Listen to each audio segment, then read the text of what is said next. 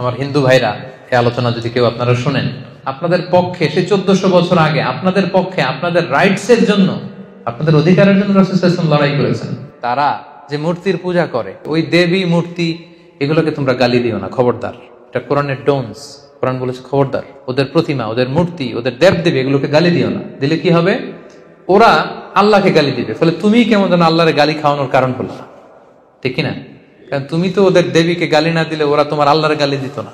সংখ্যালঘুকে যদি অন্যায় ভাবে কেউ হত্যা করে, আল্লাহ রাসূল সাল্লাল্লাহু আলাইহি ওয়াসাল্লাম বললেন কিয়ামতের দিন সে জান্নাতে তো যাবেই না, জান্নাতের ঘ্রাণও পাবে না। এই যে কিছুদিন আগে আপনারা কুমিল্লার নানুয়া দিঘির পাড়ে আপনারা শুনেছেন, এক হনুমানের পায়ের মধ্যে কোরআনের কপি রাখা থেকে শুরু করে কি তুল কালাম কাণ্ড হয়ে গেল। সেখানে মুসলিমরা যে আক্রমণ করতেছে হিন্দুদেরকে, হিন্দুরা আবার তেড়ে আসতেছে মুসলিমদের দিকে। এই যে একটা ভয়ঙ্কর অবস্থা। তো এগুলো আসলে অনেক রাজনৈতিক উদ্দেশ্য হাসিলের জন্য, নিজেদের ফায়দা হাসিলের জন্য কিছু দুষ্কৃতিকারীরা কিন্তু এটা করে। আদতে কিন্তু বাংলাদেশে এরকম দাঙ্গার হিস্ট্রি নেই। আমরা কিন্তু আবহমান কাল থেকে হিন্দু মুসলিম একসাথে, মানে একই সাথে আমাদের রোজাও চলে, এদের আবার পূজাও চলে এক সময়। আমরা তাফসীর প্রোগ্রাম করলে এরা, এদের ঢোল বাদ্য বাজানোর প্রোগ্রাম থাকলে এরা আকপিস করে দেয়। আবার আমরা যদি আগে জানি ওখানে হিন্দুদের বড় প্রোগ্রাম, আমরা আমাদের তাফসীর প্রোগ্রামকে একটু আকপিস করি। তো এই সুসম্পর্ক সম্প্রীতি কিন্তু আমাদের দেশে আছে।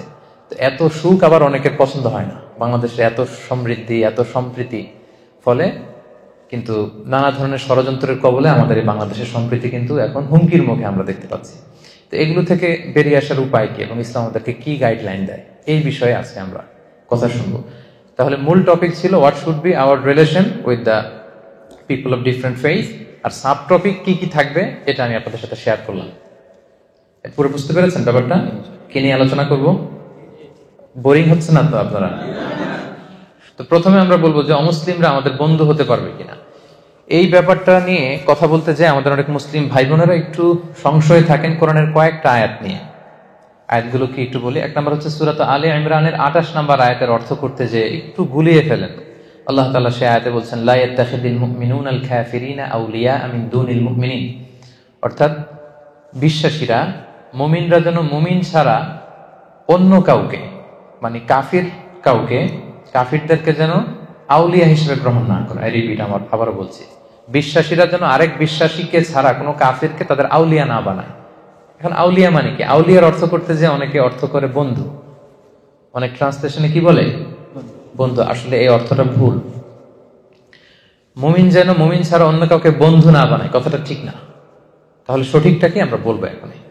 আরেকটা আয়াত এরকম আছে, কনফিউশনে পড়ে যায়, সূরাতুল মায়েদার 51 নম্বর আয়াত। আল্লাহ তাআলা বলছেন ইয়া আইয়ুহাল্লাযীনা আমানু লা তাত্তাখিযুল ইয়াহুদা ওয়ান নাসারা আউলিয়া, মানে ওহে বিশ্বাসীরা, তোমরা ইহুদি নাসারাদেরকে তোমাদের আউলিয়া বানিও না। এটার অর্থ অনেকে করে কি? বন্ধু। তার মানে এই দুই আয়াতের অর্থ করতে যে অনেকে বলে মুমিন যেন মুমিন ছাড়া কোনো কাফিরকে আউলিয়া না বানায়, মানে বন্ধু না বানায়। আবার পরের আয়াতে ওহে বিশ্বাসীরা, খবরদার ইহুদি নাসারাদেরকে তোমাদের আউলিয়া বানিও না। অর্থ কি করে?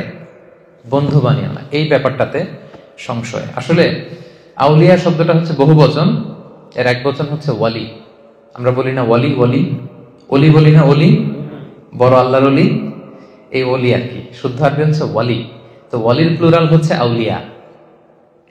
ওয়ালির অনেক অর্থ, বন্ধু বা ফ্রেন্ড, এটাও জন্য একটা অর্থ, আরো অনেক অর্থ আছে। এখানে আসলে পারফেক্ট অর্থ হবে যদি আপনি বলেন যে বন্ধু না বলে যদি অর্থ আপনি গার্ডিয়ান বলেন, প্রোটেক্টর বলেন, ভেরি ইন্টিমেট ক্লোজ ফ্রেন্ডশিপ বলেন, তখন অর্থটা ঠিক আছে। তার মানে সঠিক অর্থ হবে কোন মুমিন যেন মুমিনকে বাদ দিয়ে কোন কাফিরকে তার গার্ডিয়ান না বানায়।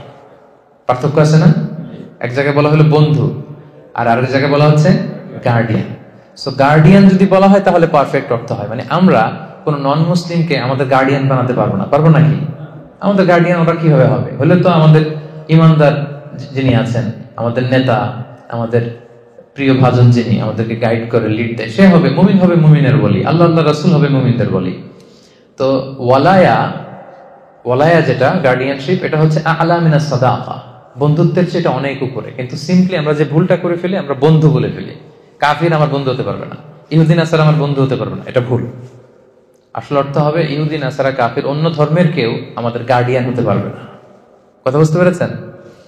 তাহলে প্রথম পয়েন্টটা ক্লিয়ার না? বন্ধু হতে কোনো সমস্যা নাই, স্বাভাবিক যে ফ্রেন্ডশিপ এটা হতেই পারে, যে কারোর সাথে হতে পারে না, হতে পারে। এই যে এখানে আপনি আছেন, এই যে কাওয়ান কাওয়ান বলতেছিলাম কেন, আপনাদেরকে বোঝানোর জন্য আর কি। কাওয়ান ওয়ার্ডটা আমার লাগতেছিল আপনাদেরকে বোঝানোর জন্য। তো তারা আপনাদের আসলে কাওয়ান হতে পারে, বন্ধু হতে পারে, কোনো সমস্যা নাই, কিন্তু তাদেরকে ওইরকম লয়াল গার্ডিয়ানশিপ দেওয়া যাবে না, তাদেরকে প্রোটেক্টর হিসেবে নেওয়া যাবে না, কিন্তু স্বাভাবিক বন্ধুত্ব হতে পারে। তাহলে প্রথম যেই আমাদের মিসকনসেপশন, এটা আপনাদের কাছে ক্লিয়ার হয়েছে? ক্লিয়ার। এটা আরো ক্লিয়ার হবে আপনাদের কাছে আমি যদি কোরআনের আরেকটা আয়াতকে এখানে রেফার করি, সূরাতুল মুমতাহিনার 8 নম্বর আয়াত, যে আয়াতটি দিয়ে আমি আজকের আলোচনা শুরু করেছি। সেখানে আল্লাহ তাআলা বলছেন, লা ইয়ানহাকুমুল্লাহু আনিল্লাযীনা লাম ইউকাতিলুকুম ফিদ-দীন ওয়া লাম ইখরিজুকুম মিন দিয়ারিকুম আন তাবাররুহুম ওয়া তুকসিতু ইলাইহিম ইন্নাল্লাহা ইউহিব্বুল মুকসিতিন। এর মানে হচ্ছে, যারা অমুসলিমদের মধ্যে থেকে যারা তোমাদের সাথে যুদ্ধ করে না আর তোমাদেরকে তোমাদের ঘর বাড়ি থেকে তাড়িয়ে দেয় না, তাদের সাথে ভালো আচরণ করতে কিন্তু আমি আল্লাহ নিষেধ করি নাই। তাদের সাথে মহানুভবতা দেখাতে, ন্যায় পরায়ণতা দেখাতে, সুন্দর আচরণ দেখাতে কিন্তু আমি আল্লাহ নিষেধ করি নাই, বরং এটাই আমি আল্লাহর আদেশ। কারণ ইন্নাল্লাহা ইউহিব্বুল মুকসিতিন, আল্লাহ তাআলা ন্যায় পরায়ণ যারা আছে তাদেরকে পছন্দ করে। অন্যের প্রতি যারা দয়া দেখায় তাদেরকে আল্লাহ তাআলা কি করে? পছন্দ করে। তাহলে আমরা কিন্তু বুঝতে পারলাম দুইটা কাজ যারা করে তাদের সাথে আমাদের সমস্যা, কিন্তু এই দুইটা কাজ যে সমস্ত অমুসলিমরা করছে না আমাদের সাথে, তাদের সাথে আমাদের কোনো ঝামেলা নাই। সেই দুইটা কাজ কি? এক হচ্ছে আমাদের সাথে যারা শত্রুতা দেখায় না, বিরোধ দেখায় না, যুদ্ধে লিপ্ত না, আবার আমাদেরকে আমাদের ঘর থেকে উচ্ছেদ করছে না, এলাকা ছাড়া করছে না, এরকম যদি অমুসলিম হয় তাদের সাথে আমাদের ভালোবাসা দেখাতে, মহানুভবতা দেখাতে, ন্যায় পরায়ণতা দেখাতে কোনো বাধা আছে? নাই। আচ্ছা, সিম্পলি ধরেন, এই যে মালয়েশিয়াতে ভিন্ন ধর্মের হিন্দু ভাইরা, তামিলরা, তারপর চাইনিজ বৌদ্ধ ধর্মের চাইনিজ ভাই বোনেরা, এরা কি আমাদের সাথে যুদ্ধে লিপ্ত? সবাই বলতে হবে, যুদ্ধে লিপ্ত? তামিলরা যুদ্ধে লিপ্ত? থাও ধর্ম আছে একটা, এরা কি আমাদের বিরুদ্ধে যুদ্ধে লিপ্ত? তো এদের সাথে আমাদের কি সমস্যা? এদের সাথে আমাদের ফ্রেন্ডশিপ হতে পারে, এদের সাথে আমাদের ভালো আচরণ দেখানো লাগতে পারে। আল্লাহ তাআলা পুরো স্পেকট্রামটা উল্লেখ করেছেন, দ্য এন্টায়ার স্পেকট্রাম। বীর আর কেস, বীর মানে হচ্ছে সর্বোচ্চ ভালোবাসা দেখানো, এটা প্রয়োজন আপনি দেখাতে পারেন। মা বাবার প্রতি যে আমরা সদাচরণ দেখাই, এটাকে আরবিতে বলে বিররুল ওয়ালিদাইন। আর টেস্ট হচ্ছে সমান সমান, সে যতটুকু ভালো আচরণ করে আমি অতটুকু করব। তাহলে আল্লাহ সর্বোচ্চ থেকে সর্বনিম্ন সবটার কথা আল্লাহ বললেন। কেউ যদি তোমাদেরকে তেড়ে না আসে, ধর্মযুদ্ধে লিপ্ত না হয়, তোমাদের সাথে তোমাদেরকে ভিটেমাটি ছাড়া করতে না চায়, তাদের সাথে ভালো আচরণ করতে আমি আল্লাহর কোনো নিষেধ নাই। এই আয়াত থেকে এবার বুঝতে পারছেন না যে সুন্দর আচরণ করতে হবে এদের সাথে। আর অন্য ধর্মাবলম্বী ভাই বোনদের সাথে ভালো আচরণ করলেই না তারা ইসলামের দ্য বিউটি অফ ইসলামকে তারা দেখবে, বুঝবে। আপনি সুন্দর সুন্দর ইসলামের কথাগুলো যদি পৌঁছে দেন, মানুষের সাথে শেয়ার করেন, আপনি অবাক হবেন কিভাবে পঙ্গপালের মতো মানুষ, অন্য ধর্মের লোকের আপনার কথা শুনতে আসবে, তারা আপনাকে দেখে ইমপ্রেস হবে। কারণ you are the ambassador of Islam. আমরা প্রত্যেকে ইসলামের অ্যাম্বাসেডর। আমার কাছে সবচেয়ে বেশি ভালো লাগে যে অনেক বিধর্মী ভাইরা আমার সাথে কথা বলতে আসে। এয়ারপোর্টে, বিভিন্ন জায়গায় অনেক হিন্দু ছেলেরা দৌড়ে আসে, বলে হুজুর আপনার সাথে একটা সেলফি তুলবো। অন্যদেরকে না করলো এদেরকে আমি না করি না। আমি বলি যে হ্যাঁ তোলো, যত মনে চায় তোলো। এই তো গত পরশু বোধহয় বুকিট বিনতাং এরিয়াতে আমার একটা কাজ ছিল, হঠাৎ এক ছেলে দৌড়ে আসছে, দেখে বলতেছে হুজুর একটু গ্লাসটা নামা। তো গ্লাস নামালাম, বলতেছে আমি কি বড়ুয়া যেন বললো, বড়ুয়া। বলতেছে আমি বৌদ্ধ ধর্মের, বাড়ি কোথায়? কক্সবাজার। তো কি করো? এখানে কাজ করি। তো বলে আমি বৌদ্ধ হলেও আপনার আলোচনা সব শুনি, আমি আপনার আলোচনাগুলো আমার খুব ভালো লাগে, আমি অনেক কিছু শিখতেছি। So this is the way. এইভাবেই তো ওদের কাছে পৌঁছতে হবে আমাদের। এমন তো হতে পারে সে আলোচনাগুলো শুনতে শুনতে ইসলামের সৌন্দর্য, ইসলামের এই যে ব্রড সেন্স, ইসলামের এই মাধুর্য, এগুলো দেখে একসময় সে কালেমা পড়ে কিন্তু মুসলমান হয়ে যেতে পারে না? আমাদের অনেক প্রোগ্রামে অনেক অন্য ধর্মের ভাই বোনেরা কিন্তু এসে কালেমা পড়ে মুসলমান হচ্ছে, তারা শাহাদা বাক্য পাঠ করতেছে। তো আপনি যদি ওদের সাথে কথাই না বলেন, আপনি যদি ওদেরকে শত্রু জ্ঞান করেন, তো তারা কি আপনার সাথে মিশতে পারবে? পারবে না, তো কাছেই তো আসতে পারবে না। মুসলিম হওয়া, আমাদের ইসলাম সম্পর্কে জানা তো দূরের কথা। তাহলে সম্মানিত ভাইরা, এটা ক্লিয়ার হলো যে আসলে বন্ধুত্বে, কোনো সাধারণ বন্ধুত্বে কোনো সমস্যা নেই। এবং যারা আমাদের প্রতি হেট্রেড ছড়ায়, তারপর হিংসা ছড়ায়, আমাদের সাথে বিরোধে লিপ্ত, আমাদেরকে উৎখাত করতে চায়, এদের সাথে আমাদের রিয়াকশন ভিন্ন। কিন্তু স্বাভাবিক ভাবে কোনো অন্য ধর্মের লোকদের সাথে আমাদের খারাপ আচরণের সুযোগ নেই, বরং আল্লাহ তাআলা তাদের সাথে মহানুভব হতে বলেছেন, ভালো আচরণ করতে বলেছেন। যত সর্বোচ্চ আচরণটা আমাদের ভালো আচরণের সর্বোচ্চটা কিন্তু তাদেরকে দেখাতে বলেছেন, যাতে এগুলো দেখে তারা ইসলামের প্রতি কি হয়, আকৃষ্ট হয়। বুঝতে পেরেছেন না ব্যাপারটা? ক্লিয়ার তো না? আচ্ছা, এবারে এতক্ষণ তো দলিল দিলাম, এবার কিছু কমন সেন্স বলি।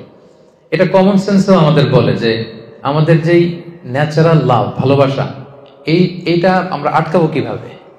এটা তো আটকানোর সুযোগ নাই। সহজাত ভালোবাসা যেটা এমনি মন থেকেই আসে। দেখবেন অনেক, আমি কুমিল্লাতে থাকতে এক হিন্দু দোকান থেকে মুদির সদাই করতাম আর কি, মুদি আইটেমটা কিনতাম। অন্য মুসলিমদের ওখানে কেন যেতাম না, মানে একবার তার দোকানে যাওয়ার পরে এত ভালো আচরণ, এত তার সুন্দর ডিলিংস, আমাকে সে মুগ্ধ করেছে। তো বাধ্য হয়ে একে আর বাদ দিতে পারি নাই। বাজারে গেলেই আমি এর কাছ থেকে সদাইটা নিয়ে নিতাম। তো এই যে আমার মুগ্ধতা, তার সততা দেখে, তার নিষ্ঠা দেখে, এটার কি আমার হাত আছে? হৃদয়ের উপরে তো আমার হাত নাই। এজন্য ইসলাম সহজাত যে ভালোবাসাটা তৈরি হয় অন্যের প্রতি, এটাতে বাধা দেয় না। সিম্পলি একটা উদাহরণ দিয়ে বলি, আল্লাহ রাসূল সাল্লাল্লাহু আলাইহি ওয়াসাল্লামের চাচা আবু তালেব, উনি কি ইসলাম ধর্ম গ্রহণ করেছিলেন? জানেন আপনারা? উনি কিন্তু ইসলাম ধর্ম গ্রহণ করেনি, মুশরিক ছিলেন। কি ছিলেন? শিরকের উপরই ইন্তেকাল করেছেন। এমনকি মৃত্যুর বিছানায় আল্লাহ রাসূল সাল্লাল্লাহু আলাইহি ওয়াসাল্লাম যে বললেন, চাচা একবার শুধু বলেন আশহাদু আল্লা ইলাহা ইল্লাল্লাহ ওয়া আশহাদু আন্না মুহাম্মাদান আবদুল্লাহি ওয়া রাসূলুহু, বাকিটা আমি আল্লাহর সাথে বুঝবো, শুধু একবার এটা আপনি আমাকে বলেন। কারণ আজীবন রাসূল সাল্লাল্লাহু আলাইহি ওয়াসাল্লামকে শেল্টার দিয়েছিলেন উনি, আর্থিক shelter, financial shelter, political shelter, social shelter. মানে নিজের বাবা যেরকম সন্তানকে আগলে রাখে, রাসূল সাল্লাল্লাহু আলাইহি ওয়াসাল্লামের চাচা আবু তালেব আগলে রেখেছিলেন, কিন্তু ইসলাম ধর্ম গ্রহণ করেননি।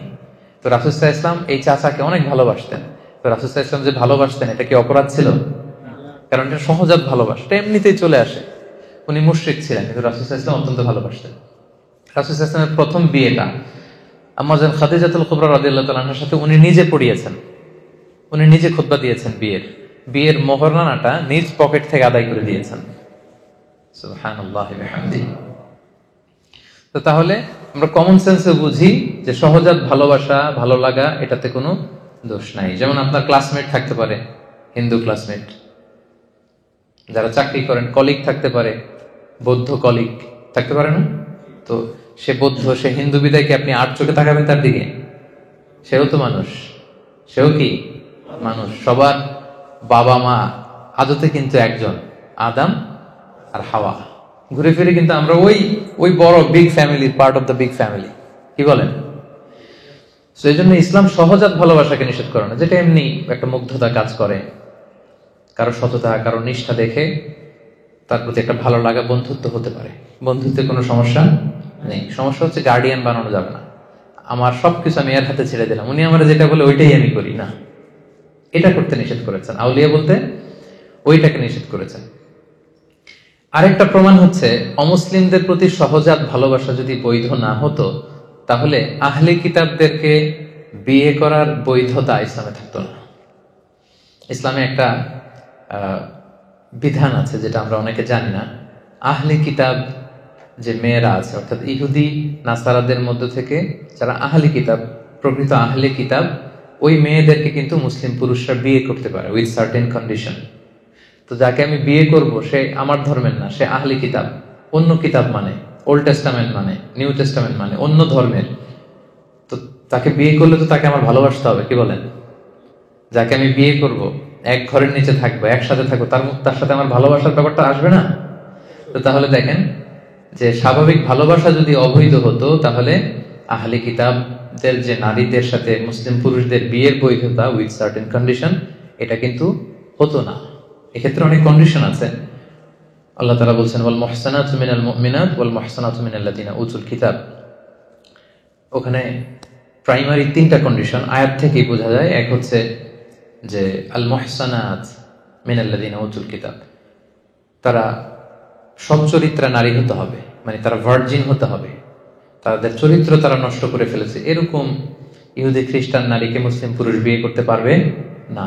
এরপর মিনাল্লাযিনা উতুল কিতাব, প্রকৃত আহলে কিতাব হতে হবে, মানে কিতাবের প্রতি বিশ্বাস থাকতে হবে। আয়াত থেকে যেটা বোঝা যায়, তাদের যে প্রকৃত অরিজিনাল বুক, যেখানে মুসা আলাইহিস সালামের কথা সংরক্ষিত আছে, ঈসা আলাইহিস সালামের কথা, এটা তাদেরকে মানতে হবে। তারপরে হচ্ছে মুসলিম দেশে হতে হবে এই বিয়েটা, অমুসলিম দেশে হলে চলবে না, ইবনে আব্বাস রাদিয়াল্লাহু তাআলা আনহুর মতে।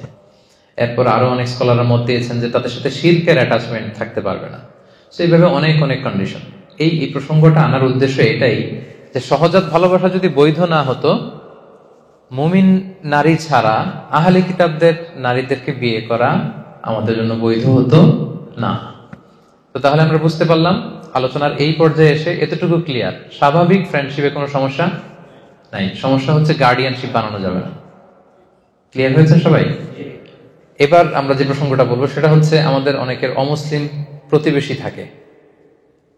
অমুসলিম প্রতিবেশী যদি হয় তাদের সাথে ডিলিংস কেমন হবে? অমুসলিম আত্মীয় থাকে তাদের সাথে কেমন হবে? অমুসলিম আত্মীয় কিন্তু হয়, কিভাবে হয়?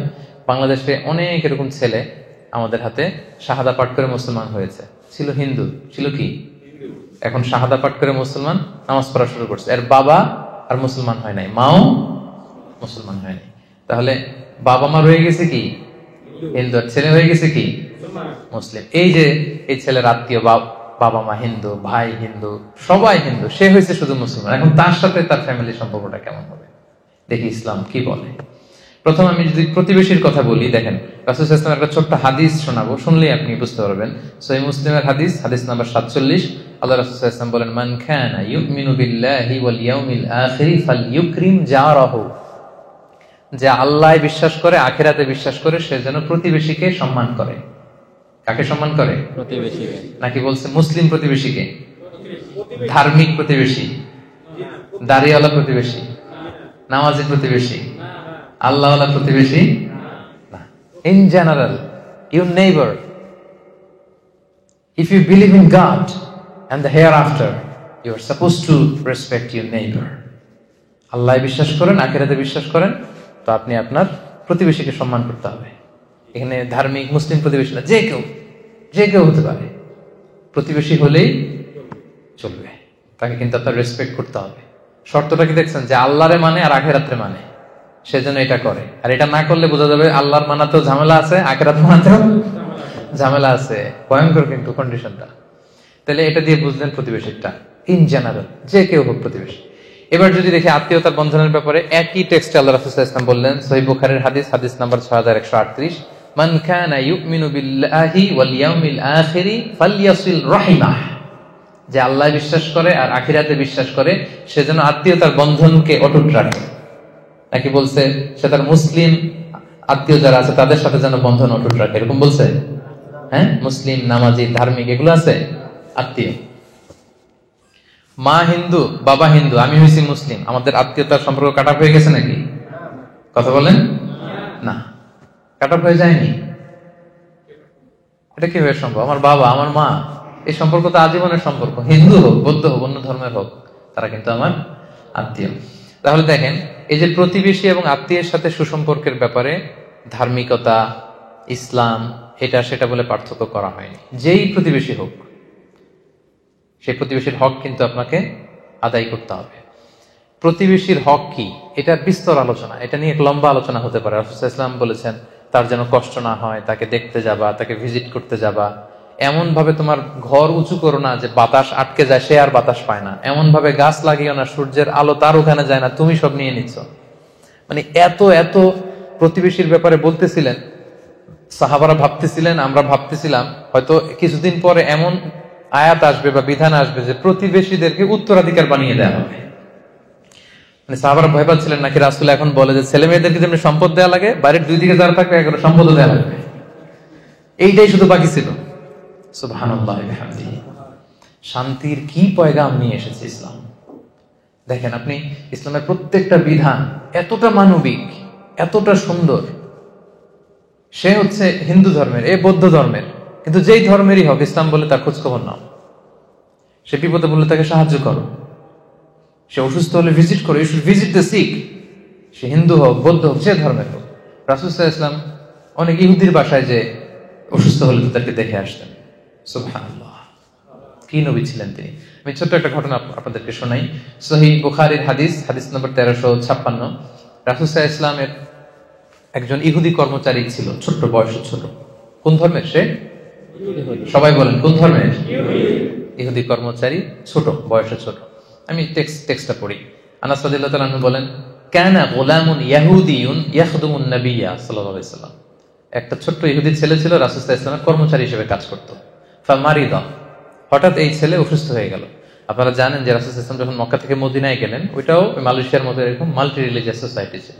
ইহুদিদের 3 গোত্র, আবার আউস খাজরাজের কিছু মুশরিক এখনো মুসলিম হয় নাই, আর মুহাজির যারা আসছেন মক্কা থেকে রাসূল সহ যারা আসছেন সবাই তো মুমিন। তাহলে মুমিন আছে, মুশরিক আছে, আবার ইহুদি আছে, অনেকগুলো হয়ে গেল না? পাশে আবার খ্রিস্টান ট্রাইব আছে নাজরানের আশেপাশে। তো রাসূল সাল্লাল্লাহু আলাইহি ওয়াসাল্লাম এই ছেলেকে ভাড়া করছেন কাজের জন্য। হঠাৎ দেখে আসে না একদিন, ফামারিদ, অসুস্থ হয়ে গেল। ফাআতাহু নবী সাল্লাল্লাহু আলাইহি ওয়াসাল্লাম ইয়াউদু, রাসূল সাল্লাল্লাহু আলাইহি ওয়াসাল্লাম তাকে ভিজিট করতে গেলেন। সুবহানাল্লাহ, আসে না কেন? কিছু লোক বলতেছে এই ছেলেটা তো অসুস্থ, রাসূল সাল্লাল্লাহু আলাইহি ওয়াসাল্লাম এবার ওকে দেখতে গেলেন। কার বাড়িতে? ইহুদির বাড়িতে। কথা বলেন, কার বাড়িতে? ইহুদির বাড়িতে। রাসূল সাল্লাল্লাহু আলাইহি ওয়াসাল্লামকে দেখে ওই ছেলের বাবা তো অবাক, উনি তো ইহুদি, কি রে মুহাম্মদ সাল্লাল্লাহু আলাইহি ওয়াসাল্লাম দ্য লাস্ট মেসেঞ্জার, সে চলে আসছে, আমার বাসার ভিতরে ঢুকে যাচ্ছে। এসে উনি পারমিশন নিয়ে রাসূল সাল্লাল্লাহু আলাইহি ওয়াসাল্লাম ঢুকেই গেলেন ঘরের ভিতরে। ফাকাআদা ইনদা রাসিহি, এই ছোট্ট ছেলেটা মুমূর্ষ অবস্থা, জান যায় যায় প্রায়, মাথার পাশে রাসূল সাল্লাল্লাহু আলাইহি ওয়াসাল্লাম বসলেন। ছেলেটা তাকিয়ে আছে রাসূল সাল্লাল্লাহু আলাইহি ওয়াসাল্লামের দিকে, বাবা দাঁড়িয়ে আছে। রাসূল সাল্লাল্লাহু আলাইহি ওয়াসাল্লাম তাকে বললেন আসলিম, ইসলাম ধর্ম গ্রহণ করো। এবার ছোট্ট ছেলে হঠাৎ শকড, যে আমাকে বলতেছে ইসলাম ধর্ম গ্রহণ করতে, কি করব? তো সে দাঁড়িয়ে থাকা বাবার চেহারার দিকে তাকালো। ফানাযারা ইলা ওয়াজহি আবি, দেখি আব্বা কি বলে, আব্বা কি বলে দেখি। তো তার বাবা রাসূল সাল্লাল্লাহু আলাইহি ওয়াসাল্লামের আচরণ, রাসূল সাল্লাল্লাহু আলাইহি ওয়াসাল্লামের ব্যক্তিত্ব দেখে এতটাই মুগ্ধ, কিং কর্তব্য বিমূঢ় হয়ে সে বলতে আরম্ভ করলো, ফাকাল লাহু আতি' আবুল কাসিম সাল্লাল্লাহু আলাইহি ওয়াসাল্লাম। ছেলেকে বলতেছে ঠিক আছে, উনি যা বলে তাই করো। সুবহানাল্লাহ। আবুল কাসেম, রাসূল সাল্লাল্লাহু আলাইহি ওয়াসাল্লামের সন্তানের নাম ছিল কাসেম। আবুল কাসেমের আনুগত্য করো, যা বলে তাই করো। তখন ছেলেটা বলতে আরম্ভ করলো, আশহাদু আল্লা ইলাহা ইল্লাল্লাহ ওয়া আশহাদু আন্না মুহাম্মাদার রাসূলুল্লাহ। ফাআসলামা, সে শাহাদা বাক্য পাঠ করে মুসলমান হয়ে গেল। ফাখারাজা রাসূলুল্লাহ সাল্লাল্লাহু আলাইহি ওয়াসাল্লাম, রাসূল সাল্লাল্লাহু আলাইহি ওয়াসাল্লাম এবার ঘর থেকে বের হলেন। ইয়াকুল, এই বলতে বলতে বের হলেন, আলহামদুলিল্লাহিল্লাযী আনকাযাহু মিনান নার, প্রশংসা সে আল্লাহর, যে আল্লাহ একজন জাহান্নামীকে মুহূর্তের মধ্যে জান্নাতি বানিয়ে দিয়েছে।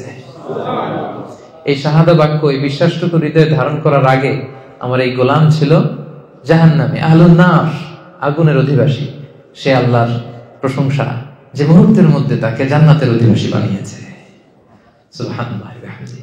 সহিহ বুখারীর হাদিস। এটা কেন আমি এখানে উল্লেখ করলাম? যে রাসূলুল্লাহ সাল্লাল্লাহু আলাইহি ওয়াসাল্লাম ইহুদির বাসায় যে অসুস্থকে ভিজিট করতেন, আর আমরা মুসলিম ভাই আরেক মুসলিমের খবর নেই না। আমরা তো মুমিন, ইমানের বন্ধনে আমরা আবদ্ধ, আমরা একে অপরের সাথে সুসম্পর্ক বজায় রাখি না। রাসূল সাল্লাল্লাহু আলাইহি ওয়াসাল্লাম ভিন্ন ধর্মাবলম্বীদের ঘরে যে তিনি ইসলামের বাণী পৌঁছিয়েছেন। ইসলাম তো এইভাবে প্রচার হয় নাই, আমরা তো জন্মসূত্রে ইসলাম পেয়েছি, এজন্য এটার মর্ম বুঝি না। জন্মাই দেখি যে আজান, তারপর একামত, দেখি যে কোরআন হাদিস ওয়াজ মাহফিল, কিন্তু নবীরা প্রতিটা পদে পদে নিজেদেরকে প্রমাণ করে করে ইসলামের এই বাণীকে কিন্তু প্রচার করতে হয়েছে। আল্লাহ রাসূল সাল্লাল্লাহু আলাইহি ওয়াসাল্লাম ওনার আচরণ দিয়ে, ব্যক্তিত্ব দিয়ে এভাবে ইসলামের পয়গাম পৌঁছেছেন। তবে সম্মানিত সুধী, আমার প্রতিবেশী যে ধর্মের হোক, যে ধর্মের হোক, প্রতিবেশীর খোঁজ খবর আমাকে নিতে হবে। এখন থেকে পারবেন না আপনারা? আশেপাশে যারা থাকে যে ধর্মের হোক, একটু খোঁজ নেন। অসুস্থ হলে কিছু নিয়ে যান, সামান্য ফল নিয়ে যান, একটু খোঁজ খবর রাখার চেষ্টা করেন। এটা হচ্ছে ইসলামের শিক্ষা। তাহলে প্রতিবেশী গেল। এবার আমরা যদি আত্মীয়তার কথা বলি, যে প্রফেটের টাইমে এরকম হয়েছে যে বাবা মুশরিক, ছেলে হচ্ছে মুসলিম, এরকম অনেক হয়েছে। আবার সহিহ বুখারীর আরেকটা হাদিস আপনাদের শোনাবো, হাদিস নাম্বার 3183। আল্লাহ রাসূল সাল্লাল্লাহু আলাইহি ওয়াসাল্লামের স্ত্রী আম্মা জান আয়েশা রাদিয়াল্লাহু তাআলা আনহা, ওনার বড় বোন আসমা বিনতে আবি বকর। বড় বোনের নাম কি? আসমা বিনতে আবি বকর। ওনারা আবার সহোদরা বোন ছিলেন না, মানে আপন বোন না। আবু বকর রাদিয়াল্লাহু তাআলা একাধিক বিয়ে করেছিলেন। আয়েশা রাদিয়াল্লাহু তাআলার মা একজন, আসমা ওনার মা আরেকজন। আর আসমা অনেক বড় ছিল, 12 বছর বড় ছিল আয়েশা রাদিয়াল্লাহু তাআলা থেকে। হিজরত করে যখন উনি চলে এসেছেন, জুবাইর ইবনুল আওয়াম রাদিয়াল্লাহু তাআলা হচ্ছে ওনার হাজবেন্ড। তো মদিনাতে যখন চলে এসেছেন, এরপর হুদাইবিয়ার সন্ধি যখন হলো 6ষ্ঠ হিজরিতে, হুদাইবিয়ার পরে মক্কা থেকে মদিনায় আসা যাওয়ার শিথিল করা হলো নিয়ম। এই যে কিছুদিন আগে আমাদের ইন্টারস্টেট ব্যান করা ছিল না, এরপরে কি করা হলো? শিথিল করা হলো যে ইন্টারস্টেট করা যাবে। তো এই সন্ধি হওয়ার আগে যুদ্ধ পরিস্থিতি ছিল, পিস এগ্রিমেন্ট যখন হলো হুদাইবিয়ার, তখন মক্কার লোক মদিনায় আসতে পারে, মদিনার লোক মক্কা যেতে পারে। তো এখন আসমার মা আবু বকর রাদিয়াল্লাহু তাআলা আনহুর স্ত্রী, ওনার নাম হচ্ছে কুতাইলা বিনতে আব্দুল উজ্জা। তিনি ছিলেন মুশরিকা। তিনি কি? আর মেয়ে আসমা হচ্ছে মুসলিমা। তাহলে মা মুশরিক, মেয়ে মুসলিমা। তো এখন মেয়েকে মিস করতেছেন, মেয়েকে দেখার জন্য উনি মক্কা থেকে মদিনায় আসেন, কিন্তু আসমা রাদিয়াল্লাহু তাআলা আনহা উনি মায়ের কাছে যায় না। ওনার ধারণা আমি হচ্ছি মুসলিমা আর উনি হচ্ছেন মুশরিকা। হ্যাঁ, মুশরিকরা হচ্ছে নাজিস, অপবিত্র, আমি আমার মায়ের কাছে যাব না। আর সে যেহেতু আমার ভিন্ন ধর্ম অবলম্বন করে, ভিন্ন ফেথ, তো তার সাথে আমার কোনো সম্পর্ক নেই। ওনার কাছে ব্যাপারটা ক্লিয়ার ছিল না। তো উনি মা এসে বসে আছে, অনেক গিফট নিয়ে আসছে। সেই মদিনা থেকে মক্কা আপনারা জানেন কত মাইল দূর। আর এখন তো আমরা গাড়িতে চলে যাই, তখন সে ওটে করে, ঘোড়ায় করে লম্বা কষ্টের সফর শেষে আসতে হতো। উনি এসেছেন, কিন্তু মেয়ে তো দরজা খোলে না, মেয়ে যায় না। অনেক দিন ধরে উনি মদিনায় অপেক্ষা করলেন, মেয়ের সাথে দেখা পায় না। পরে উনি কনফিউশন দূর করার জন্য আল্লাহ রাসূল সাল্লাল্লাহু আলাইহি ওয়াসাল্লামের কাছে গেলেন, যে বললেন, ইয়া রাসূলুল্লাহ, ইন্না উম্মি কদিমাত আলাইয়া, আমার মা তো মক্কা থেকে মদিনায় এসেছে আমার সাথে মিট করার জন্য। মুশরিকা, ইন্নাহা মুশরিকা ইয়া রাসূলুল্লাহ, আপনি তো জানেন যে আমার মা তো এখন ইসলাম ধর্ম গ্রহণ করেনি। আফা আসিলুহা ইয়া রাসূলুল্লাহ, আমি কি আমার মায়ের সাথে আত্মীয়তার বন্ধনকে বজায় রাখবো, নাকি এখন যে তাকে বর্জন করেছি, কথা বলা বন্ধ করেছি, এটাই ঠিক রাখবো? আল্লাহ রাসূল সাল্লাল্লাহু আলাইহি ওয়াসাল্লাম বললেন, হ্যাঁ অবশ্যই, নাম সিলিহা, বজায় রাখবে মানে অবশ্যই অবশ্যই অবশ্যই তুমি তোমার মায়ের সাথে আত্মীয়তার বন্ধনকে অটুট রাখবে। যাও, আস্তে তুমি যাও, তোমার মায়ের সাথে দেখা করো, আত্মীয়তার বন্ধনকে তুমি মিলিয়ে রাখো, এটাকে কখনো কাট অফ করা যাবে না। সুবহানাল্লাহ। দেখেন, মা হচ্ছে মুশরিকা, মেয়ে হচ্ছে মুসলিমা, কিন্তু সম্পর্ক কি ছিন্ন করা যাবে? কথা বলেন। তাহলে বাংলাদেশে এরকম অ্যাভেলেবেল ঘটনা ঘটে, ছেলে মুসলমান হয়েছে, বাপ মা হিন্দু, সম্পর্ক কিন্তু কখনো নষ্ট করা যাবে না, যেহেতু আত্মীয়তার বন্ধন। মা বাবার সেবা করতে হবে, যদিও মা বাবা হিন্দু। মা বাবাকে প্রতি মাসে ন্যায়সঙ্গতভাবে যে খরচ দেওয়া দরকার সেটা দিতে হবে, তাদের খোঁজ খবর রাখতে হবে। ভাই বোনের যে হক, এই হকগুলো কিন্তু ঠিকই আদায় করতে হবে। তাহলে ভিন্ন ধর্মাবলম্বী যদি আমার প্রতিবেশী হয়, প্রতিবেশীর যে হক অন্য ধর্মের হলেও একই হক। আত্মীয় যদি ভিন্ন ধর্মেরও হয়, তাহলে আত্মীয়তার সম্পর্কের ব্যাপারটা মুসলিম হলে যেরকম, অমুসলিম হলেও একই রকম। তাহলে সেখানে স্বাভাবিক বন্ধুত্ব না। অমুসলিমদের সাথে প্রথমে তো জানলাম বন্ধুত্ব, ফ্রেন্ডশিপ হতে পারে, কিন্তু প্রতিবেশী হলে এটার গভীরতা আরো বেশি, আত্মীয় হলে গভীরতা আরো বেশি। বুঝতে পেরেছেন সবাই? এবার যে পয়েন্টটা নিয়ে কথা বলবো আমরা, সেটা হচ্ছে অনেক সময় এরকম হয় যে নন মুসলিম কেউ অনেক সময় আমাদেরকে অনেক খাবার দেয়, গিফট দেয়, হতে পারে না এরকম? এই যে মালয়েশিয়াতে তো কি হয়, দিওয়ালি হয় না, এখানে দীপাবলি বলে, ইন্টারন্যাশনালি তো এটা হচ্ছে দিওয়ালি। তো মালয়েশিয়াতে দীপাবলি ওদের যে ফেস্টিভ্যাল হয়, দেখবেন যে পাশে আপনি মুসলিম বাড়ি, যে কিছু সুইট মিট দিয়ে আসবে, কিছু খাবার কিছু একটা দিয়ে আসলো, তো এটা নিতে পারবেন কিনা আপনি? বা ধরেন কিছু ফলমূল দিয়ে আসলো, নিতে পারবেন কিনা? বা ধরেন মাছ মাংস কিছু একটা দিল আপনাকে, তাহলে আপনার নন মুসলিম ফ্রেন্ড, প্রতিবেশী বা কেউ যদি কিছু আপনাকে দেয় অন্য ধর্মের, ভিন্ন ধর্মাবলম্বী, আপনি নিতে পারবেন কিনা? This is the question. এটা মনে হয় খুবই রেলেভেন্ট, কি বলেন? আপনাদের এরকম বিভিন্ন সময় ঘটছে না এরকম কনফিউশন, কিরে নিব কি নিব না, খাবো কি খাবো না, জায়েজ কি না জায়েজ? আজকে ক্লিয়ার হয়ে যান। আমরা দেখি যে রাসূল সাল্লাল্লাহু আলাইহি ওয়াসাল্লাম কি করতেন। আল্লাহ রাসূল সাল্লাল্লাহু আলাইহি ওয়াসাল্লাম উনি ওনার জীবদ্দশায় অমুসলিমদের কাছ থেকে কিছু নিয়েছেন কিনা উপহার বা গিফট হিসেবে, এটা দেখলেই তো আমাদের কাছে ক্লিয়ার হয়, কি বলেন? জি। আচ্ছা, আল্লাহ রাসূল সাল্লাল্লাহু আলাইহি ওয়াসাল্লাম যখন ৬ষ্ঠ হিজরিতে মুশরিকদের সাথে হুদায়বিয়া সন্ধি করলেন 10 বছরের, তখন একটু কোয়াইট এন্ড কাম সিচুয়েশন, এখন আর যুদ্ধ নাই। তো রাসূল সাল্লাল্লাহু আলাইহি ওয়াসাল্লাম ভাবলেন যে দিস ইজ দ্য চান্স, এখনই তো সুযোগ, গ্লোবাল নেভিগেশন দরকার হবে, গ্লোবালি আমি ইসলামটাকে ছড়াই দিব। উনি কাতেবে ওহীদেরকে ডেকে বললেন যে সবাই লিখো, আমার পক্ষ থেকে চিঠি লিখো। রাসূল ইসলাম নিজে লিখতেন না, লোক দিয়ে লেখাতেন। লিখো। রাসূল ইসলাম বলতেছেন, ওনারা চিঠি লিখতে আরম্ভ করলেন। বললেন যে বর্তমানে সুপার পাওয়ার কারা আছে বলো। তো সাহাবারা বলতে আরম্ভ করলো, একটা সুপার পাওয়ার আছে হচ্ছে ওই রোম সাম্রাজ্য, হিরাক্লিয়াস। লেখো, হিরাক্লিয়াসের কাছে লেখো। আর কে আছে? আরেকটা আছে কিসরার, পারস্যের সুপার পাওয়ার। আর কে আছে? আর ইস্কান্দারিয়ার মুকাউকেস আছে, মানে মিশরি সম্রাট। আর কে আছে? ওখানে। তৎকালীন সময়ে যত বড় বড় সুপার পাওয়ার ছিল, রাসূল সাল্লাল্লাহু আলাইহি ওয়াসাল্লাম সবার কাছে তখন দাওয়াতি চিঠি লিখতে আরম্ভ করলেন।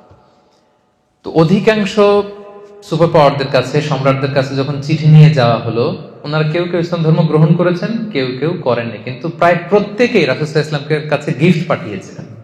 সুবহানাল্লাহ। আমরা একটা ঘটনা শুনি। মিশরের তখন বাদশা ছিল মুকাউকিস। মুকাউকিস ছিল মিশরের বাদশা, আলেকজান্দ্রিয়াতে উনি থাকতেন। ওনার কাছে যখন রাসূল সাল্লাল্লাহু আলাইহি ওয়াসাল্লামের চিঠি পাঠানো হলো, উনি চিঠি পড়ে তো মুগ্ধ, তিনি বুঝতে পারলেন যে এটা তো নবী। তখন তিনি, যিনি চিঠি নিয়ে গিয়েছিলেন, মোস্ট প্রবাবলি হাতিব ইবনে আবি বালতাআ রাদিয়াল্লাহু তাআলা আনহু, ওনার কাছে করে উনি অনেক গিফট পাঠিয়েছিলেন। কি কি গিফট শুনেন। 1000 গোল্ড কয়েন। ওনার ধর্ম হচ্ছে খ্রিস্ট ধর্ম। যে বাদশা রাসূলকে গিফট পাঠিয়েছেন, ওনার ধর্ম কি? তার মানে কোন ধর্মের? খ্রিস্টান। উনি 1000 গোল্ড কয়েন, 1000 স্বর্ণ মুদ্রা পাঠিয়েছেন। 2 বিউটিফুল ক্রিশ্চিয়ান স্লেভস, 2 জন খ্রিস্টান সুন্দরী নারী পাঠিয়েছিলেন, দাসী। তখনকার এই প্রচলনটা ছিল। একজনের নাম হচ্ছে মারিয়া বিনতে শামউন আল কিবতি, আরেকজনের নাম হচ্ছে সিরিন।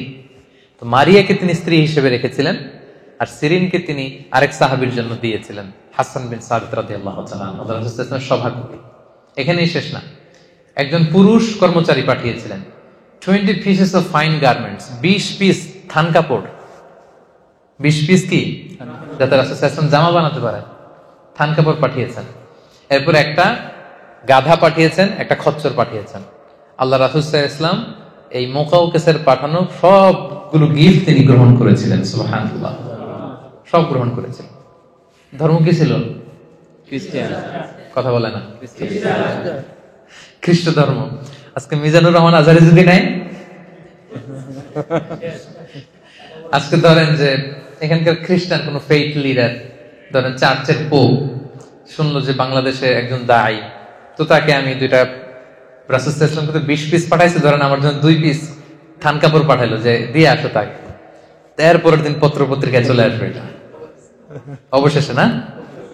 আচ্ছা, তো তখন আসবে যদি খ্রিস্টান পাদ্রীর কাছ থেকে সে এগুলো নিছে, নাউযুবিল্লাহি মিন যালিক, আস্তাগফিরুল্লাহ। কত খারাপ, এত ভালো মনে করতাম ওনাকে, শেষমেশ খ্রিস্টানদের থেকে উনি জিনিসপত্র নেওয়া শুরু করলো। কিন্তু প্রফেট সাল্লাল্লাহু আলাইহি ওয়াসাল্লাম যে আসলে কি সুন্নাহ আমাদের জন্য রেখে গিয়েছেন, উনি আসলে কি করে গিয়েছেন, সেখান থেকে আমাদের শিক্ষাটা কি, ওইটাই আমাদের জানা নেই। মুকাউকিস সে খ্রিস্ট ধর্মের সম্রাট ছিল, খ্রিস্টান, তার পাঠানো গিফট রাসূল সাল্লাল্লাহু আলাইহি ওয়াসাল্লাম নিয়েছেন। শুধু নিজেই নেন নাই, এক সাহাবীর সাথে শেয়ারও করেছেন। আর বেশিরভাগ জিনিস রাসূল সাল্লাল্লাহু আলাইহি ওয়াসাল্লাম বিভিন্ন সময় দিয়ে দিতেন মানুষকে, এগুলো রিসিভ করেছেন, আর কিছু হয়তো রেখেছেন, বেশিরভাগই তিনি দিয়ে দিয়েছেন। তার মানে অন্য ধর্মের কেউ যদি আপনাকে কোনো গিফট করে, আপনি নিতে পারবেন। এটা ক্লিয়ার হয়েছেন? আরো ক্লিয়ার করবো আমি সামনে। আলী রাদিয়াল্লাহু তাআলা আনহু উনি বর্ণনা করেন, মুসনাদে আহমদ ইবনে হাম্বলে হাদিসে এসেছে, উনি বলেন যে আহদা কিসরা লিরাসূলিল্লাহ সাল্লাল্লাহু আলাইহি ওয়াসাল্লাম ফাকাবিলা মিনহু ওয়া আহদা লাহু কাইসার ফাকাবিলা ওয়া আহদাত লাহুল মুলুকু ফাকাবিলা মিনহা। মানে রাসূল সাল্লাল্লাহু আলাইহি ওয়াসাল্লামকে কিসরা, কাইসার এবং যত যত রাজা বাদশারা যত গিফট রাসূলকে দিয়েছিলেন, সবগুলো গিফট রাসূল সাল্লাল্লাহু আলাইহি ওয়াসাল্লাম গ্রহণ করেছিলেন। সুবহানাল্লাহ। এতগুলো খ্রিস্টানের কথা, তার মানে বাকিদের যদি হিসাব করেন দেখা যাবে যে কেউ ছিল ইহুদি, তারপরে কিসরার সাথে ছিল অগ্নি উপাসক। কিসরার প্রধান সে কি ছিল? অগ্নি উপাসক। তাদের দেয়া জিনিসও কিন্তু রাসূল সাল্লাল্লাহু আলাইহি ওয়াসাল্লাম নিয়েছেন। এরপর আলী রাদিয়াল্লাহু তাআলা আনহু নিজে যখন খলিফা ছিলেন, অগ্নি উপাসকদের একটা আপনার ফেস্টিভ্যাল হয়, নাইরুজ বলে ওরা। কি বলে? নাইরুজ, যেটাকে বাংলায় বলে নওরোজ, মানে নববর্ষ। নববর্ষে ওদের একটা ফেস্টিভ্যাল হয়, তখন আলী রাদিয়াল্লাহু তাআলা আনহুকেও তারা গিফট দিত। আলী রাদিয়াল্লাহু তাআলা আনহু সেই গিফট গ্রহণ করতেন। এবার আমরা মুসান্নাফে ইবনে আবি শাইবার একটা হাদিস শুনবো। আয়েশা রাদিয়াল্লাহু তাআলা আনহার কাছে এক নারী এসে বললেন, আম্মাজান, অগ্নি উপাসকরা তাদের নওরোজের প্রোগ্রামের সময় আমাদেরকে ভুনা পাখি উপহার হিসেবে পাঠায়। কি পাঠায়? ভুনা পাখি। ভুনা পাখি। আমরা কি এটা খাইতে পারবো? আম্মাজান আয়েশা বললেন, আম্মা মা যুবিহা লিযালিকাল ইয়াউম ফালা তাকুলু ওয়ালাকিন কুলু মিন আশজারিহিম। বলতেছে ওই দিন তাদের প্রোগ্রামে তারা যেটা জবাই করে, জবাইকৃত কোনো জিনিস খেতে পারবে না, বরং তাদের গাছের যে ফলমূল, শাকসবজি, এই সমস্ত মিষ্টান্ন যেগুলো দেয়, এগুলো খেতে পারবা। তাহলে এখান থেকে আমরা বুঝতে পারলাম যে অন্য ধর্মের কেউ আপনাকে যদি মিষ্টি জাতীয়, চকলেট জাতীয় তাদের প্রোগ্রামে যা যা দেয়, এগুলো আপনি খেতে পারবেন। আপনাকে যদি জামা কাপড় দেয়, নগদ কোনো গিফট করে, সেটা আপনি নিতে পারবেন, সবকিছুই নিতে পারবেন, এক্সেপ্ট তারা জবাই করেছে এমন কোন প্রাণী যদি তারা আপনাকে দেয়। লেটস সে হিন্দুদের কোনো প্রোগ্রামে দীপাবলিতে তারা যদি মুরগি জবাই করে, গরু জবাই করে, ওইটা দিলে আপনি খেতে পারবেন না। বৌদ্ধরা জবাই করেছে এরকম কোনো প্রাণী দিলে আপনি খেতে পারবেন না, কারণ কোন প্রাণীকে হত্যা করার আগে, জবাই করার আগে কি বলতে হয়? আল্লাহর নাম নিতে হয়। ওরা এটা নেয় না, এজন্য আমরা খেতে পারি না, এজন্য আমরা খেতে পারি না। তবে আহলে কিতাবদের কথা ভিন্ন। প্রকৃত আহলে কিতাব যারা in the name of god বলে, যারা বিসমিল্লাহ বলে জবাই করে, এরকম প্রকৃত আহলে কিতাবদের জবাই করে আপনি খেতে পারবেন। কিন্তু অন্য কোন ধর্মের জবাই করা কোন জিনিস আপনাকে দেয়া হলে আপনি খেতে পারবেন না। তো এমন তো না যে তারা শুধু আপনাকে ওই গোশতটাই দিবে, তারা হয়তো মাছ দিতে পারে, ডিম দিতে পারে, শাক দিতে পারে, ফলমূল সবই খেতে পারতেছে, শুধু ওই আইটেমটা আপনি খেতে পারবেন না। তাহলে অমুসলিম ভিন্ন ধর্মের কেউ যদি আপনাকে কোনো উপহার সামগ্রী দেয়, সেটা কনজিউম করা কিন্তু আপনার জন্য জায়েজ আছে। এবং রাসূল সাল্লাল্লাহু আলাইহি ওয়াসাল্লামের সিরাত থেকে, সাহাবাদের প্র্যাকটিস থেকে কিন্তু আমরা এটা ক্লিয়ার করলাম। সবাই কি বুঝতে পেরেছেন? একেবারে ক্লিয়ার? পেছনে যারা বসেছেন আপনারাও? আচ্ছা, এবার আমরা তাদের সাথে ফিনান্সিয়াল ডিলিংস করা যাবে কিনা, নন মুসলিমদের সাথে ব্যবসায়িক লেনদেন, ফিনান্সিয়াল ট্রানজাকশন, এটা করা যাবে কিনা। রাসূল সাল্লাল্লাহু আলাইহি ওয়াসাল্লাম একটা হাদিস শোনাই, সহিহ মুসলিমের হাদিস, হাদিস নাম্বার 1603। দেখেন কত চমৎকার, কত চমৎকার হাদিস, একটু খেয়াল করে শুনেন। আম্মা জান আয়েশা রাদিয়াল্লাহু তাআলা আনহা উনি বর্ণনা করেন, قالت اشترى رسول الله صلى الله عليه وسلم من يهودي طعاما ورهنه درعا من حديد। রাসূল সাল্লাল্লাহু আলাইহি ওয়াসাল্লাম একবার এক ইহুদির কাছ থেকে কিছু খাবার কিনলো। খাবারটা ছিল বার্লি। কি ছিল? বার্লি। এক ইহুদির কাছ থেকে রাসূল সাল্লাল্লাহু আলাইহি ওয়াসাল্লাম কিছু খাবার কিনলেন। কার কাছ থেকে কিনলেন? ইহুদির কাছ থেকে। সবাই বলেন, কার কাছ থেকে? ইহুদির কাছ থেকে তিনি কিছু বার্লি কিনলেন। তো বার্লির টাকা পরিশোধ করার মতো টাকা ওনার কাছে ছিল না, পয়সা ছিল না। তো পয়সা ছাড়া সে কি বার্লি দিবে? এ তো দিবে না। তো রাসূল সাল্লাল্লাহু আলাইহি ওয়াসাল্লাম যেটা করলেন, উনি ওনার যুদ্ধের পোশাকটা বন্ধক রাখলেন। আর্মার মানে যুদ্ধস্ত্রাণ, যেটা যুদ্ধের একটা পোশাক আছে, লোহার শিকল দিয়ে ছোট ছোট বুনন দিয়ে এটাকে তৈরি করা হয়। তো এটা পরে যুদ্ধে গেলে তীর মারলে তীর ঢোকে না, ছুরি মারলে ছুরি ঢোকে না। রাসূল সাল্লাল্লাহু আলাইহি ওয়াসাল্লাম এরকম একটা আর্মার ছিল। ওই যুদ্ধের পোশাকটা ওই ইহুদির কাছে তিনি মর্গেজ রাখলেন, বন্ধক। বললেন টাকা নাই, এটা রাখো, যেদিন টাকা দিতে পারবো ওদিন ছুটাই নেই। আমরা বন্ধক রাখি না অনেক জিনিস। তো রাসূল সাল্লাল্লাহু আলাইহি ওয়াসাল্লাম ইহুদির কাছ থেকে বার্লি কিনেছেন জামা বন্ধক রেখে। সুবহানাল্লাহ বলবেন না? দেখেন কি সুন্দর ফিনান্সিয়াল ট্রানজাকশন। এখন এগুলো আমরা জানি না। মাল্টি রিলিজিয়াস সোসাইটি ছিল, তো আশেপাশে ইহুদিরা, এরা ছিল ব্যবসায়ী, তো ব্যবসা করতে হবে না? তার মানে এটা জায়েজ। তাদের সাথে স্বাভাবিক ব্যবসায়িক যে লেনদেন, টাকা ধার দেওয়া, ধার নেওয়া, বন্ধক রাখা, ঋণ নেওয়া, কিছু কেনা, তাদের কাছে বেচা, এটা জায়েজ। শরীয়তের কাজই হচ্ছে লাইফটাকে স্মুথ করে দেওয়া। আর বিধানগুলো এত সুন্দরভাবে ইসলাম দিয়েছে যেটাতে আমাদের লাইফটা স্মুথ হয়। এজন্য শরীয়তের আরেক নাম জীবন। শরীয়তের আরেক নাম কি? শরীয়ত মানেই জীবন। আর শরিয়াতু হিয়াল হায়াত। আমার লাইফ কিভাবে সুন্দর হবে, স্মুথ হবে। আমরা শুধু গবেষণা করি, কনফারেন্স করি যে লাইফটাকে কিভাবে সুন্দর করা যায়। এই গবেষণা এর চেয়ে অনেক বড় নিয়ম কানুন দিয়ে আল্লাহ তাআলা আমাদের জন্য পাঠিয়েছেন, যেটা 1000 বছর গবেষণা করে ওইটার ধারে কাছেও আল্লাহর পাঠানো যে ওয়াহী, রেভেলেশন, এটার ধারে কাছেও আমরা যেতে পারবো না। লাইফটাকে স্মুথ করার জন্য মূলত আল্লাহ তাআলা এই বিধানগুলো দিয়েছেন, কিন্তু আমরা অনেকে জানি না। তাহলে রাসূল সাল্লাল্লাহু আলাইহি ওয়াসাল্লাম ইহুদিদের সাথে ফিনান্সিয়াল ট্রানজাকশন করেছেন। পয়েন্টটা ক্লিয়ার? আচ্ছা, এবার হচ্ছে ভিন্ন ধর্মাবলম্বী অন্য ধর্মের ভাই বোনদের কাছ থেকে কোনো ধরনের সাপোর্ট, কোনো ধরনের let's say social support, political support, এগুলো নেওয়া যাবে কিনা? এগুলো নেওয়া যাবে কিনা? এবার আসুন যে আমরা সিরাত থেকে দেখি। রাসূল সাল্লাল্লাহু আলাইহি ওয়াসাল্লামের জীবনের একটা ছোট্ট ঘটনা আপনাদের সাথে শেয়ার করি। ওনার চাচা ইন্তেকাল করলেন। চাচার নাম কি? সবাই বলবেন, কি নাম? বাবার মতো ভালোবাসতেন, শেল্টার দিতেন, উনি ইন্তেকাল করলেন। ওনার প্রথম স্ত্রীর নাম কি? খাদিজা রাদিয়াল্লাহু তাআলা আনহা। ফিনান্সিয়ালি সাপোর্ট করতেন, ঘরে তিনি সান্ত্বনা যোগাতেন। উনিও মারা গেলেন। রাসূল সাল্লাল্লাহু আলাইহি ওয়াসাল্লাম এর চেয়ে বেশি আর শকড হননি কখনো। চাচা নাই, ঘরে যে স্ত্রী সান্ত্বনা দিত উনিও নাই। রাসূল সাল্লাল্লাহু আলাইহি ওয়াসাল্লাম খুব একা বোধ করতে লাগলেন। এদিকে মক্কায় থাকার নিয়ম ছিল আমান নিয়ে থাকতে হতো। আমান মানে সিকিউরিটি। বড় বড় নেতা ছিল, গোত্র ছিল, এরা যদি সিকিউরিটি আপনাকে দেয় আপনি থাকতে পারবেন, কাইন্ড অফ ভিসা। এখনকার মালয়েশিয়ার আমার ভিসা না থাকলে আমি থাকতে পারবো না। তো এই ভিসা সিস্টেম আমান ওনার চাচা দিত। আমান, চাচা আমান দেওয়ার কারণে কেউ রাসূল সাল্লাল্লাহু আলাইহি ওয়াসাল্লামের গায়ে টাচও করতে পারত না। এখন চাচা নাই, এবার রাসূল সাল্লাল্লাহু আলাইহি ওয়াসাল্লামের বাঁচাবে কে? স্ত্রী নাই, সান্ত্বনা যোগাবে কে? রাসূল সাল্লাল্লাহু আলাইহি ওয়াসাল্লাম এবার ভারাক্রান্ত মন নিয়ে তায়েফে চলে গেলেন, কারণ মক্কায় থাকার পরিবেশ নাই, যে কোনো সময় অ্যাটাক হবে। এতদিন অ্যাটাক করে নাই চাচার ভয়ে, এবার চাচা নাই, তায়েফে গেলেন। তায়েফের ঘটনা সবার জানা না আপনাদের? সেখানে প্রত্যাখ্যান করা হলো রাসূল সাল্লাল্লাহু আলাইহি ওয়াসাল্লামের দাওয়াতকে। শুধু প্রত্যাখ্যানই না, রক্তাক্ত করা হলো পাথর মেরে। এবার রাসূল সাল্লাল্লাহু আলাইহি ওয়াসাল্লাম যাবেন কোথায়? নিজ জন্মভূমি মক্কাতে থাকার সুযোগ নেই, পাশের সবচেয়ে কাছের সিটি 70 কিলো দূর তায়েফে গেলেন, ওখানে থাকার সুযোগ নেই। তিনি যাবেন কোথায়? এখান থেকে আবিসিনিয়াতে মুসলিমদেরকে হিজরতে পাঠিয়েছেন, অধিকাংশকে মদিনায় মুসআব ইবনে উমাইরের সাথে পাঠিয়েছেন। মক্কাতে সাপোর্ট করার মতো কেউ নাই রাসূল সাল্লাল্লাহু আলাইহি ওয়াসাল্লাম, যাবেন কোথায়? তায়েফ থেকে রক্তাক্ত হয়ে যায়েদ রাদিয়াল্লাহু তাআলা আনহুকে নিয়ে তিনি ফিরে আসলেন। মক্কায় ঢুকতেও পারতেছেন না ভয়ে। তখন তিনি লোক পাঠালেন যে বলো যে এমন কেউ আছে কিনা, আমি তো এমন কোনো বড় অপরাধ করি নাই, আজীবন তোমাদের শুভাকাঙ্ক্ষী ছিলাম, এমন কি কেউ আছে যে কিছুদিনের জন্য আমার জন্মভূমিতে আমাকে থাকতে দিবে? কেউ কি আছে? কেউ রাজি হয় না, কেউ রাজি হয় না রাসূল সাল্লাল্লাহু আলাইহি ওয়াসাল্লামকে আমান দেওয়ার জন্য। মানে যে ভিসা ছাড়া রাসূল সাল্লাল্লাহু আলাইহি ওয়াসাল্লাম ঢুকতে পারতেছে না মক্কায়, কেউ দিচ্ছে না। Nobody, no except one personality, একজন ব্যক্তি আল্লাহ তাআলা ব্যবস্থা করে দিলেন। তার নাম হচ্ছে মুতঈম ইবনু আদি। তার নাম কি? মুতঈম ইবনু আদি। ওনার মনে আল্লাহ তাআলা দয়ার সঞ্চার করে দিলেন। তিনি বললেন আমি দেব। ওনার ছেলেদেরকে পাঠালেন। ওনার ছেলের নাম জুবাইর ইবনে মুতঈম রাদিয়াল্লাহু তাআলা। ছেলে মুসলমান হয়েছে, কিন্তু মুতঈম ইবনে আদির নসিবে ঈমান জোটে নাই। উনি বললেন আমি শেল্টার দেব। ছেলেদেরকে অস্ত্র দিয়ে পাঠালেন, যাও মুহাম্মদকে স্যালিউট দিয়ে গার্ড অফ অনার দিয়ে নিয়ে আসো। রাসূল সাল্লাল্লাহু আলাইহি ওয়াসাল্লাম আল্লাহর শুকরিয়া আদায় করলেন। মুতঈম ইবনে আদির ছেলেদের সাথে এসে তিনি প্রথমে কাবা তাওয়াফ করলেন। কি করলেন? আশেপাশে আবু জাহেল, উতবা, সাইবা তো জ্বলে পুড়ে ছারকার হয়ে যাচ্ছে, যে আমাদের চোখের সামনে মুহাম্মদ আবার এসে তাওয়াফ করতেছে, কিন্তু কিছু করার সুযোগ নাই। কারণ ওই সময় পলিটিক্যাল বা সোশ্যাল সিস্টেমটাই এমন, কেউ যদি আমান দিয়ে ফেলে অন্য কেউ তার গায়ে টাচ করতে পারবে না, করলে যুদ্ধ বেঁধে যাবে, গোত্রীয় যুদ্ধ। কিছু করার নাই। রাসূল সাল্লাল্লাহু আলাইহি ওয়াসাল্লাম কিভাবে শেল্টার দিলেন। রাসূল সাল্লাল্লাহু আলাইহি ওয়াসাল্লাম কিন্তু এই শেল্টারের কথা ভুলে যাননি।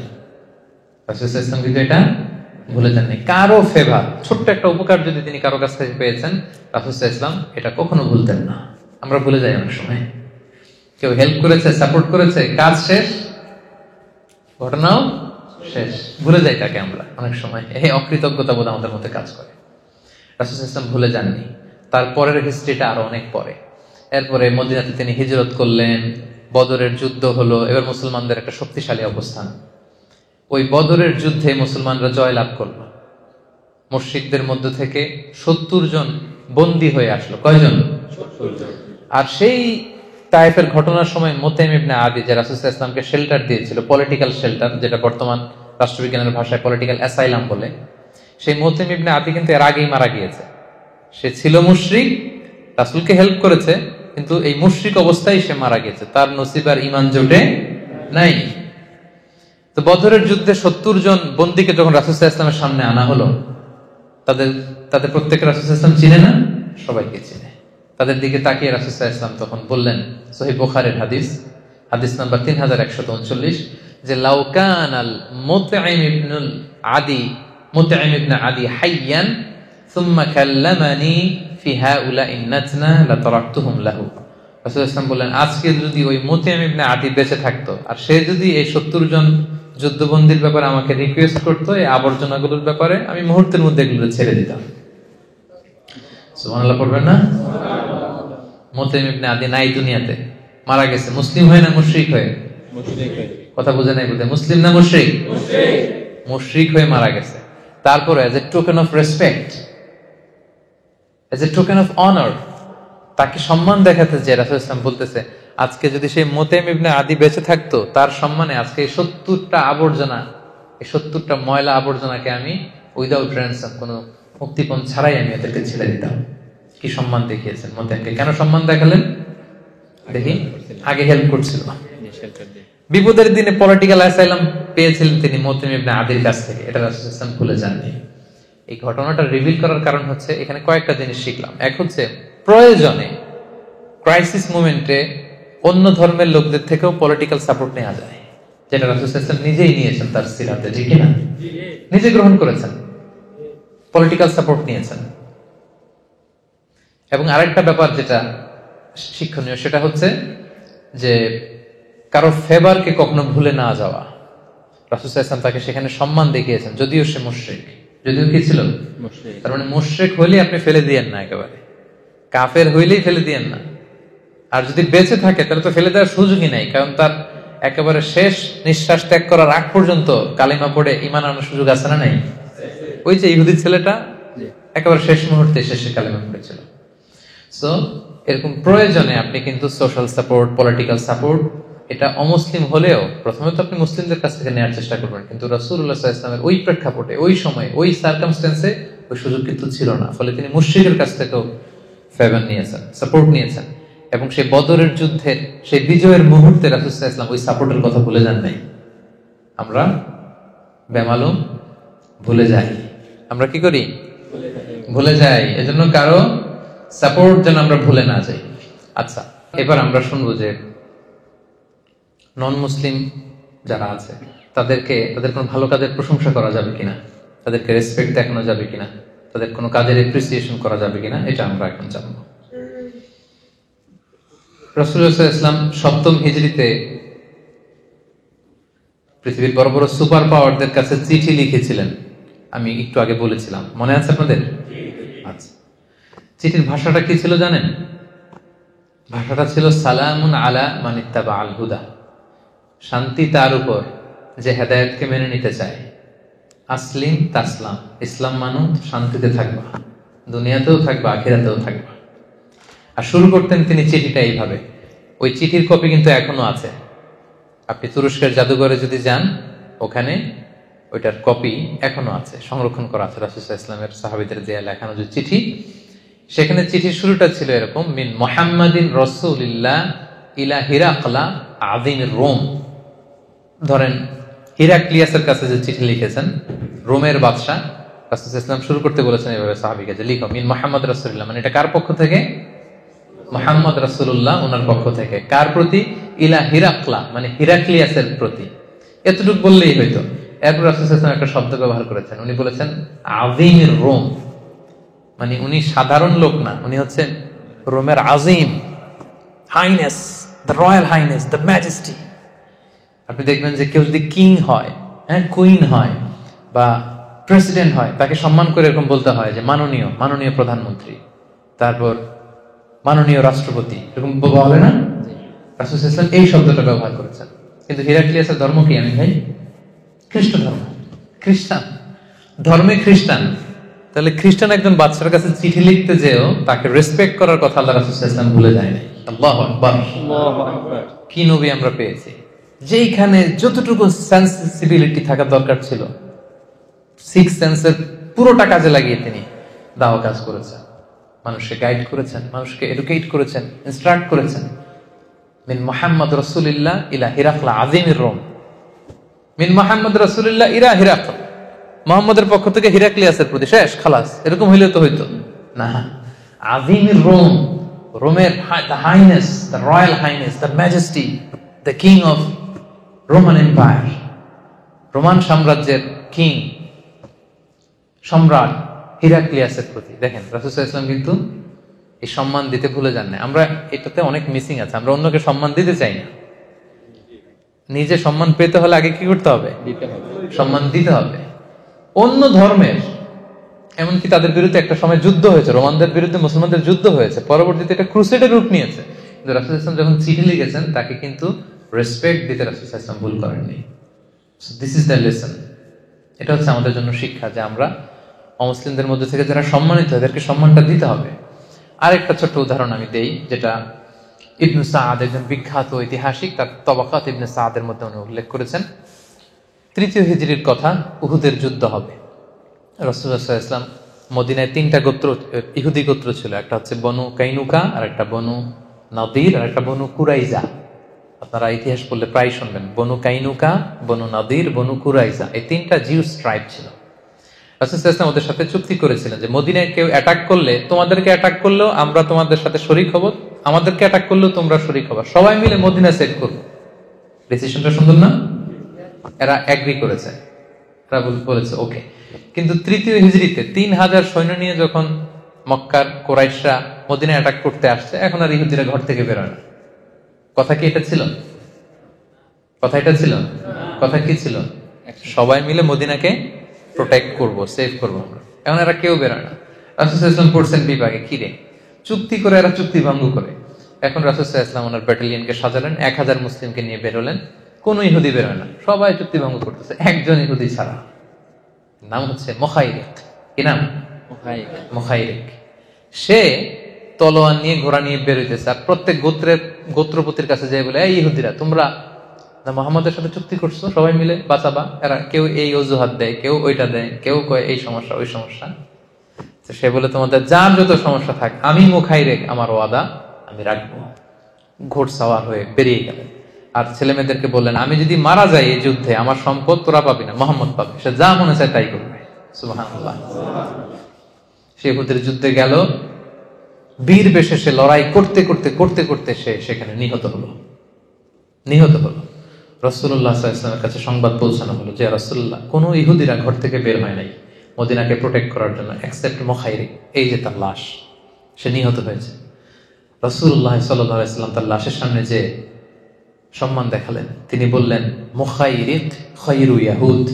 মুখাইরিক is the best among the Jews. পৃথিবীতে যত ইহুদি হতে পারে, ইহুদি আছে, সকল ইহুদিদের মধ্যে শ্রেষ্ঠ ইহুদি হচ্ছে মুখাইরিক।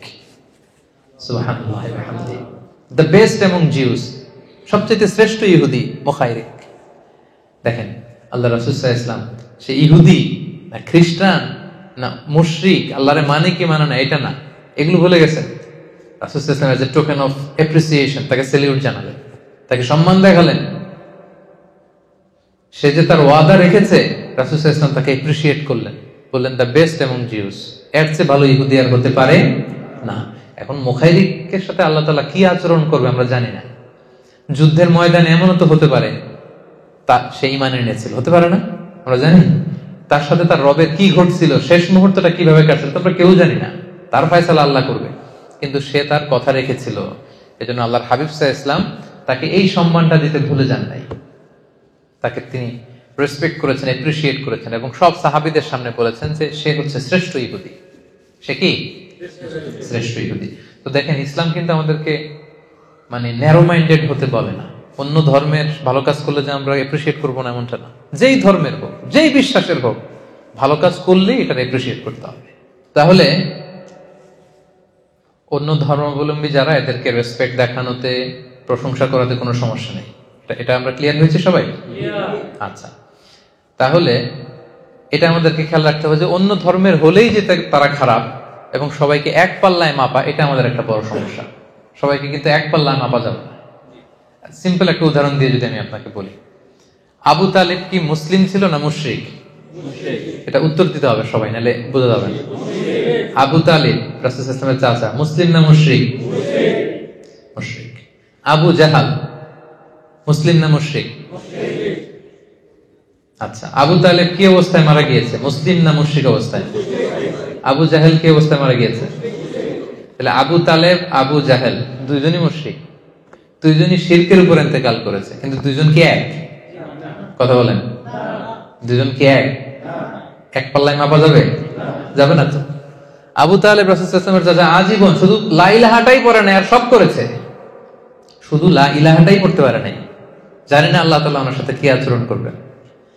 শুধু লা ইলাহাটাই পড়ে নাই, রাসূল সাল্লাল্লাহু আলাইহি ওয়াসাল্লামকে আগলে রেখেছে, আমান দিয়েছে, পলিটিক্যাল সাপোর্ট, সামাজিক সাপোর্ট, নিজের ছেলের চেয়ে বেশি আদর করেছে। আলী রাদিয়াল্লাহু তাআলা আনহু ওনার আপন ছেলে, জাফর ইবনে আবু তালেব আপন ছেলে, এদের চেয়ে বেশি আদর করেছে আল্লাহ রাসূল সাল্লাল্লাহু আলাইহি ওয়াসাল্লামকে, কিন্তু শিরকের উপর ইন্তেকাল করেছে। আর আবু জাহাল, এমন কোন সুযোগ নাই রাসূল সাল্লাল্লাহু আলাইহি ওয়াসাল্লামের বিরুদ্ধে যেটা সে কাজে লাগায় নাই। আজীবন কষ্ট দিয়েছে আমার নবীকে। বদরের যুদ্ধের শেষ নিঃশ্বাস ত্যাগ করা পর্যন্ত ইসলামের বিরুদ্ধে কাজ করে গিয়েছে। এও মুশরিক, এও মুশরিক, দুই মুশরিক কি এক? কথা বলেন। তাহলে সবাইকে এক পাল্লায় মাপা যাবে না, বুঝতে পেরেছেন? যদিও ভিন্ন ধর্মের হয়, অন্য ধর্মের হয়, তারা সবাই এক নয়। সিম্পলি আমরা এদেরকে তিনটা ক্যাটাগরি করতে পারি, তিনটা ক্যাটাগরি। এক নম্বর হচ্ছে যে যারা ইসলামের বিরুদ্ধে বিষোদ্গার ছড়ায়, আমাদের বিরোধী, আমাদের সাথে যুদ্ধ অবস্থায় আছে, তাদের সাথে আমাদের রিয়াকশন একরকম, কি বলেন, তাই না? যারা আমাদের বিরোধী, আমাদের সাথে যুদ্ধে লিপ্ত হতে চায়, তাদের সাথে রিয়াকশন একরকম। আরেকটা হচ্ছে নিউট্রাল, যারা অমুসলিম, পৃথিবীর বিভিন্ন দেশে যে অমুসলিম সাধারণ জনগণ, এদের সাথে আমাদের কোনো বিরোধ আছে? এদের সাথে আমাদের সুসম্পর্ক থাকবে, ফ্রেন্ডশিপ থাকবে। আরেকটা আছে শুধু নিউট্রালি না, বরং আমাদেরকে ভালোবাসে, এরকমও ভিন্ন ধর্মী আছে না? নেই? যে বললাম না যে অনেক হিন্দু আমাদের প্রোগ্রামগুলোতে আসে। খুলনায় আমার একটা প্রোগ্রাম ছিল, আমার বলতেছে আয়োজক কমিটি, হুজুর কয়েকশো হিন্দু আসছে আপনার আলোচনার সাথে, কয়েকশো। ধর্ম কি? সবাই বলেন। কিন্তু তাফসীর শুনতে আসছে। তো তার তুলনা আর যারা ইসলামের বিরুদ্ধে যদি অন্য ধর্মের কেউ শত্রুতা করে, এই দুই গ্রুপ কি একরকম? কখনোই না। তাহলে অন্য ধর্মের লোক হতে পারে, তাদের মধ্যে অনেকে আছে মুসলিমদেরকে সাপোর্ট করে, তো তাদের প্রতি কিন্তু আমাদের ওই যে রাসূল সাল্লাল্লাহু আলাইহি ওয়াসাল্লাম মুতাইম ইবনে আলীকে যে রেসপেক্ট দেখিয়েছেন, মুখাইরিককে যেমনি অ্যাপ্রিশিয়েট করেছেন, এই রেসপেক্টটা কিন্তু আমাদের দেখাতে হবে। কথা কি ক্লিয়ার? তাহলে এক পাল্লায় মাপা যাবে না। এবং আল্লাহ রাসূল সাল্লাল্লাহু আলাইহি ওয়াসাল্লাম আজীবন, এই যে আমি রিলিজিয়াস কোএক্সিস্টেন্সের কথা বলছি, ধর্মীয় সহাবস্থান, আজীবন এটার চেষ্টা করেছেন। কেউ প্রমাণ করতে পারবে না যে রাসূল সাল্লাল্লাহু আলাইহি ওয়াসাল্লাম প্রথমে বিরোধে জড়াতে চেয়েছেন, প্রথমে যুদ্ধ করতে চেয়েছেন, কখনো না। সাহাবারা এক পক্ষে, রাসূল সাল্লাল্লাহু আলাইহি ওয়াসাল্লাম এক আরেক পক্ষে। সব সাহাবারা বলে, ইয়া রাসূলুল্লাহ, আমাদের দেহের এক ফোঁটা রক্ত থাকতে উমরা না করে আমরা ফিরবো না, আমাদের তলোয়ার দরকার নেই, আমাদের হাতের লাঠি দিয়ে আমরা এদের সাথে যুদ্ধ করবো। রাসূল সাল্লাল্লাহু আলাইহি ওয়াসাল্লাম বললেন, না, পিস ট্রিটি করো, পিস এগ্রিমেন্ট, হুদায়বিয়ার সন্ধি। আল্লাহ তাআলা এটাকেই ফাতহুম মুবিন বলেছেন, ইন্না ফাতাহনা লাকা ফাতহাম মুবিনা। রাসূল সাল্লাল্লাহু আলাইহি ওয়াসাল্লাম অনেক ভিশনারি ছিলেন, এবং ঠিকই এটা প্রকৃত বিজয় হিসেবে ইসলামের জন্য এসেছে। তাহলে দেখেন, এই যে পিস ট্রিটি হলো, পিস এগ্রিমেন্ট মক্কার কুরাইশদের সাথে, এদের ধর্ম কি ছিল? পেগানস, আইডোলেট্রিতে বিশ্বাসী ছিল, মানে মুশরিক। দেখেন, মুশরিকদের সাথে রাসূল সাল্লাল্লাহু আলাইহি ওয়াসাল্লাম কি করে? পিস ট্রিটি করে। আর আমরা মুসলিম ভাই বসতে পারি না এক টেবিলে। আমিও মুসলিম, আমিও ইসলামী দলের প্রধান, উনিও ইসলামী দলের প্রধান। আমি ওনার বিরুদ্ধে ফেসবুকে স্ট্যাটাস দেই, উনি ইউটিউবে আমার হুমকি দেয়। আছে না নাই? এই তো এটাই চলতেছে, এটাই চলতেছে।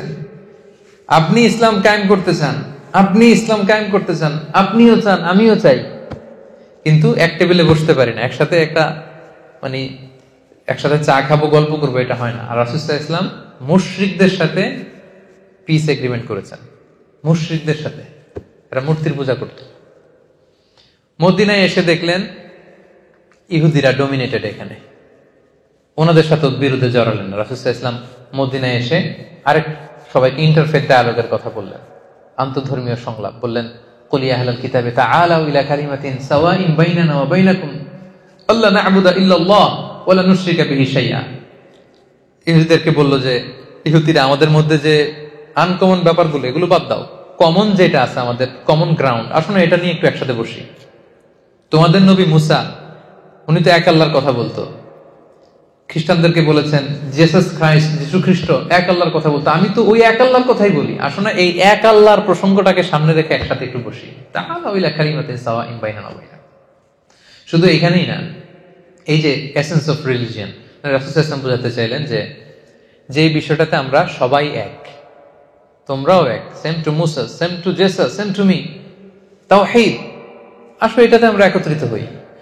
তার মানে কি বোঝা গেল? রাসূল সাল্লাল্লাহু আলাইহি ওয়াসাল্লাম কি বিরোধ করতে চেয়েছেন না মিলেমিশে থাকতে চেয়েছেন? মিলেমিশে। এরপরে এখানে তিনি অ্যালায়েন্স করলেন ইহুদিদের সাথে, কোয়ালিশন করলেন, যেটাকে মদিনা চার্টার বলে। মদিনা সনদ নাম শুনছেন না আপনারা? মদিনা সনদ কি মুসলমানদের মধ্যে হয়েছিল নাকি? হ্যাঁ, কারা ছিল এখানে? মুসলিমরা ছিল, মুশরিকরা ছিল, ইহুদিরা ছিল এখানে। এবং এত সুন্দর, গোটা বিশ্বকে, মানে দ্বিতীয় নজির নাই এই চার্টার থেকে, গোটা বিশ্বের এই হিউম্যান চার্টার, এই ডিক্লারেশন, ওই ডিক্লারেশন, নিয়ম কানুন, সব এগুলো রাসূল সাল্লাল্লাহু আলাইহি ওয়াসাল্লামের এখান থেকে কপি করা। এমন ভাবে তিনি ধারা সাজিয়েছেন যে সবাই মিলে মদিনাকে প্রোটেক্ট করব। মালয়েশিয়ার যে নিয়ম, সাতু মালয়েশিয়া, মালয়েশিয়ার স্লোগানটার নাম কি? সাতু মালয়েশিয়া। মানে তুমি চাইনিজ হও, তুমি তামিল হও, তুমি মুসলিম হও, ইটস আপ টু ইউ, কিন্তু আমরা সবাই মালয়েরা মিলে এক জাতি। কত চমৎকার! মানে একটা nice role model of religious coexistence Malaysia, আলহামদুলিল্লাহ, very nice role model of religious coexistence. সবাই মিলে সাথে মালয়েশিয়া, এক মালয়েশিয়া, এটাই করেছিলেন রাসূল সাল্লাল্লাহু আলাইহি ওয়াসাল্লাম। সবাই মিলে আমরা মদিনাকে রক্ষা করব, কেউ কারোর বিরুদ্ধে যুদ্ধে জড়াবো না, স্ব ধর্ম স্বাধীনভাবে পালন করব। কিন্তু দুঃখজনক হলেও সত্যি, রাসূল সাল্লাল্লাহু আলাইহি ওয়াসাল্লামের পক্ষ থেকে কোনো ধরনের ঘাটতি ছিল না। অন্যান্য যারা ছিল ইহুদিদের মধ্যে থেকে গোত্রগুলো, একের পর এক তারা ট্রেচারি করার কারণে, রুলস গুলো ভঙ্গ করার কারণে এই মদিনা সনদ ভঙ্গ হয়েছে। কিন্তু রাসূল সাল্লাল্লাহু আলাইহি ওয়াসাল্লামের পক্ষ থেকে এই শান্তি নষ্ট করার কোনো কিছু তিনি কখনো করেন নাই। সবসময় চেয়েছেন এই যে রিলিজিয়াস কোএক্সিস্টেন্স বা একসাথে মিলেমিশে থাকা, ধর্মীয় সহাবস্থান, এটা কিন্তু রাসূল সাল্লাল্লাহু আলাইহি ওয়াসাল্লাম শিখিয়েছেন। সর্বশেষ কথা, শেষ কথা বলি, শেষ পয়েন্টটা আমাদের ছিল, সেটা হচ্ছে মুসলিম ল্যান্ডে অমুসলিম সংখ্যালঘুদের অধিকার। আরবিটা বলবো না, শুধু বাংলা হাদিস যেটা বলি। দেশ মুসলিম, এখানে যদি সংখ্যালঘু অন্য ধর্মের হিন্দু থাকে, বৌদ্ধ থাকে, তাদের রাইটের ব্যাপারে দেখেন ইসলাম কতটা ভয়ঙ্কর হুঁশিয়ারি দিয়েছে। আল্লাহ রাসূল সাল্লাল্লাহু আলাইহি ওয়াসাল্লাম বলেন, হাদিসটা সহিহ, যে কেউ যদি কোনো সংখ্যালঘুর উপর অত্যাচার করে, তার উপর জুলুম করে, সে যেটার প্রাপ্য এটা থেকে যদি কেউ বঞ্চিত করে, তাহলে কিয়ামতের ময়দানে আমি রাসূল সাল্লাল্লাহু আলাইহি ওয়াসাল্লাম তার পক্ষে, ওই মুসলিমের বিপক্ষে বাদী হয়ে আল্লাহর কোর্টে দাঁড়াবো। সুবহানাল্লাহ পড়তে বললেন না? আপনি নামাজ পড়তে পড়তে কপালে দাগ ফেলাই দিয়েছেন, দাড়ি রাখতে রাখতে এত লম্বা জুব্বা, এরপরে হিন্দুদের বাড়ি দখল করতেছেন আর বলতেছেন আপনি বড় হাজী সাহেব। আল্লাহ রাসূল সাল্লাল্লাহু আলাইহি ওয়াসাল্লাম বলেন, কিয়ামতের দিন আল্লাহ রাসূল ওই হিন্দুর পক্ষে থাকবে, আপনার বিপক্ষে। কথাটার ওজন খেয়াল করেন। বাংলাদেশে কিন্তু এরকম হয়, ক্ষমতার দাপটে হিন্দুদের বাড়ি দখল করে, জমি দখল করে, সংখ্যালঘুদের উপর অত্যাচার করে। হ্যাঁ, আছে না এরকম? আল্লাহ রাসূল সাল্লাল্লাহু আলাইহি ওয়াসাল্লাম বলেছেন, তুমি মুসলিম হও, তুমি হাজী হও, তুমি যেটা হও, তোমার বিপক্ষে থাকবে আমার অবস্থান কিয়ামতের দিন। আচ্ছা, সোজা সাপটা একটা আনসার দেন, রাসূল সাল্লাল্লাহু আলাইহি ওয়াসাল্লাম যদি কারো বিপক্ষে বাদী হয়ে দাঁড়ায়, উপায় নেই, যার শাফাআত ছাড়া আমরা জান্নাতে ঢুকে কল্পনাই করতে পারি না, তিনি আমার বিপক্ষে, আল্লাহ সুপ্রিম কোর্টের ট্রাইব্যুনালে আমার বিপক্ষে, জান্নাতে যাওয়ার কোন সুযোগ কি আমার সেদিন থাকবে? জন্য খবরদার। সংখ্যালঘুদের ব্যাপার দেখেন ইসলাম কত কঠিন হুঁশিয়ারি দিয়েছে। আমার হিন্দু ভাইরা, এই আলোচনা যদি কেউ আপনারা শুনেন, এটা যখন ইউটিউবে যাবে, রাসূল সাল্লাল্লাহু আলাইহি ওয়াসাল্লাম বলেছেন আপনাদের পক্ষে, সে 1400 বছর আগে আপনাদের পক্ষে, আপনাদের রাইটস এর জন্য, আপনাদের অধিকারের জন্য রাসূল সাল্লাল্লাহু আলাইহি ওয়াসাল্লাম লড়াই করেছেন। স্পষ্ট ঘোষণা, সংখ্যালঘুদেরকে আক্রমণ করলে, এদের উপর অত্যাচার করলে, জুলুম করলে, এদের প্রাপ্য অধিকার থেকে বঞ্চিত করলে, আমি নবী কিয়ামতের দিন সংখ্যালঘুর পক্ষে দাঁড়াবো, তার বিপক্ষে দাঁড়াবো। হাদিস নাম্বার 1। হাদিস নাম্বার 2, আল্লাহ রাসূল সাল্লাল্লাহু আলাইহি ওয়াসাল্লাম বলেন, কেউ যদি কোনো সংখ্যালঘুকে অন্যায়ভাবে হত্যা করে, কি করে? মানে এটা আরো ভয়ঙ্কর, এটা সহিহ বুখারীর হাদিস, হাদিস নাম্বার 6914। সংখ্যালঘুকে যদি অন্যায়ভাবে কেউ হত্যা করে, আল্লাহ রাসূল সাল্লাল্লাহু আলাইহি ওয়াসাল্লাম বললেন, কিয়ামতের দিন সে জান্নাতে তো যাবেই না, জান্নাতের ঘ্রাণও পাবে না। এজন্য খবরদার, ভয়ঙ্কর কথা কিন্তু আল্লাহ রাসূল সাল্লাল্লাহু আলাইহি ওয়াসাল্লাম বলেছেন। সো ইসলাম সব সময় ভিন্ন ধর্মাবলম্বীদের সাথে আমাদের সুসম্পর্কের কথা বলে, তাদের অধিকার সংরক্ষণের কথা বলে। এমনকি তারা যে মূর্তির পূজা করে, কোরআনের গাইডলাইন হচ্ছে লা তাসুব্বুল্লাযীনা ইয়াদউনা মিন দুনিল্লাহি ফায়াসুব্বুল্লাহা আদওয়ান বিগাইরি ইলম। খবরদার, আল্লাহকে ছাড়া তারা যে দেবী বা প্রতিমা, তাদের কাছে যেটা পবিত্র, এটা যে উপাসনা করে, ওই দেবী মূর্তি, এগুলোকে তোমরা গালি দিও না, খবরদার। এটা কোরআনের ডোনস। কোরআনের অনেকগুলো খুব স্ট্রিক্ট ডুজ এন্ড ডোনস আছে। কোরআন বলেছে খবরদার, ওদের প্রতিমা, ওদের মূর্তি, ওদের দেবদেবী, এগুলোকে গালি দিও না। দিলে কি হবে? ওরা আল্লাহকে গালি দিবে, ফলে তুমি কেমন যেন আল্লাহরে গালি খাওয়ানোর কারণ হলো না, ঠিক কিনা? কারণ তুমি তো ওদের দেবীকে গালি না দিলে ওরা তোমার আল্লাহর গালি দিত না। তার মানে অমুসলিমদের সাথে যদি আমরা খারাপ আচরণ করি, তাদের দেবদেবীকে যদি আমরা গালি দেই, তাহলে কেমন যেন আমরা নিজেরা ইসলামকে ছোট করলাম। ইসলাম আমাদেরকে এটা শিক্ষা দেয়নি। ইসলাম সবসময় সহমর্মিতার কথা বলে, সাম্প্রদায়িক সম্প্রীতির কথা বলে, ধর্মীয় সহাবস্থানের কথা বলে, ইন্টারফেথ ডায়ালগের কথা বলে, যেগুলোকে সামনে রেখে আমরা একসাথে হতে পারি। ইসলামের মৌলিক শিক্ষার সাথে অন্য ধর্মের সাথে যে শিক্ষাগুলো মিল আছে, এগুলোকে সামনে নিয়ে কিন্তু আমরা একসাথে বসতে পারি, একসাথে কাজ করতে পারি। তাহলে সংঘাত এগুলো কমে যাবে। কথা বুঝতে পেরেছেন সবাই?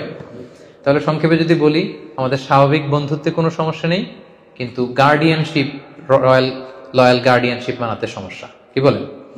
এরপর ধরেন আমাদের সামাজিক যে ডিলিংস,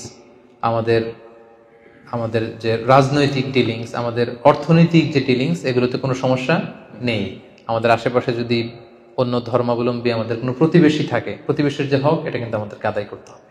যদি আমাদের আত্মীয় থাকে অন্য ধর্মের, সেই আত্মীয়তার বন্ধন কিন্তু আমাদেরকে অটুট রাখতে হবে, এবং প্রয়োজনে তাদের কাছ থেকে আমরা সাপোর্ট নিতে পারবো, আমরা তাদেরকে সাপোর্ট করতে পারবো। এবং ইসলাম আমাদেরকে এতটা ছোট মন মানসিকতার হতে বলেনি যে অন্য ধর্মের কেউ একটা ভালো কাজ করলো, তার ধর্ম ভিন্ন বিদায় আমি তার প্রশংসা করব না, তার এপ্রিসিয়েট করবো না, এটা নয়। বরং আমি এপ্রিসিয়েট করতে পারবো, এমনকি আমরা তাদেরকে গিফট করতে পারবো, তারা কোনো গিফট দিলে সেটাও কিন্তু আমরা নিতে পারবো। আর আমরা যদি কোনো আমাদের মুসলিম স্টেট থাকে, সেখানে যদি অন্য ধর্মের লোকজন থাকে, তাদের সর্বোচ্চ রাইট দেওয়া, রাষ্ট্রীয় আইনে, এটা কিন্তু আমাদের দায়িত্ব। আমাদের বাংলাদেশে যে ঘটনাগুলো ঘটছে এটা কিন্তু খুবই দুঃখজনক। এগুলোর সাথে কোনো প্রকৃত মুসলমানের এখানে সম্পৃক্ততা থাকতে পারে না। এটা একটা বিশাল কনস্পাইরেসির অন্তর্ভুক্ত। তো আমাদেরকে সাবধানে থাকতে হবে, খুব ট্যাক্টফুলি এগুলোকে আমাদের হ্যান্ডেল করতে হবে। আর তার পাশাপাশি একই দেশে যদি অনেকগুলো ধর্মের লোক থাকে, সেক্ষেত্রে আমরা বলি যে এমনভাবে আমাদের নিজস্ব স্বকীয়তাকে বজায় রাখা, তাদের সাথে মিশতে যে সামাজিক মেলামেশা করতে যে আমরা যেন আমাদের স্বকীয়তাকে না হারাই। বিশেষ করে ইসলামের শিরকের গুনাহ সবচেয়ে বড় গুনাহ। আল্লাহ সব মাফ করেন, কিন্তু শিরকের গুনাহকে তিনি কখনো মাফ করেন না। তাদের যেখানে দেবদেবীর পূজা হচ্ছে, এটা তাদের কাছে ধর্মীয় অনুষ্ঠান, পবিত্র, কিন্তু আমরা কিন্তু সেখানে উপস্থিত থাকতে পারবো না। আমাদের তাওহীদের মধ্যে কোনো ধরনের ঘাটতি হয়, এটা প্রশ্নবিদ্ধ হয়, এমন কোনো কাজ কিন্তু আমরা কখনো করতে পারবো না। তারা শান্তিপূর্ণভাবে তাদের ধর্ম তারা পালন করবে, আমরা শান্তিপূর্ণভাবে আমাদের ধর্ম পালন করবো। They have their faith, we have our faith. আল্লাহ তাআলা খুব স্পষ্টভাবে বলেছেন, লাকুম দীনুকুম ওয়ালিয়া দীন। তারা তাদের ধর্ম সুন্দরভাবে পালন করবে, আমরা আমাদের ধর্ম সুন্দরভাবে পালন করব। এবং এটাই হচ্ছে ইসলামের সাম্প্রদায়িক সম্প্রীতির শিক্ষা। ইসলাম সব সময় আমাদেরকে অন্য ধর্মের প্রতি শ্রদ্ধাশীল হতে বলে এবং ধর্মীয় সহাবস্থানের কথা বলে, মিলেমিশে একসাথে থাকবার কথা বলে। ইসলাম কখনোই দাঙ্গা, হাঙ্গামা, বিরোধ এগুলোতে কখনো জড়ানোর ব্যাপারে কিন্তু আমাদেরকে উৎসাহিত করে না। And this is the true essence of Islam.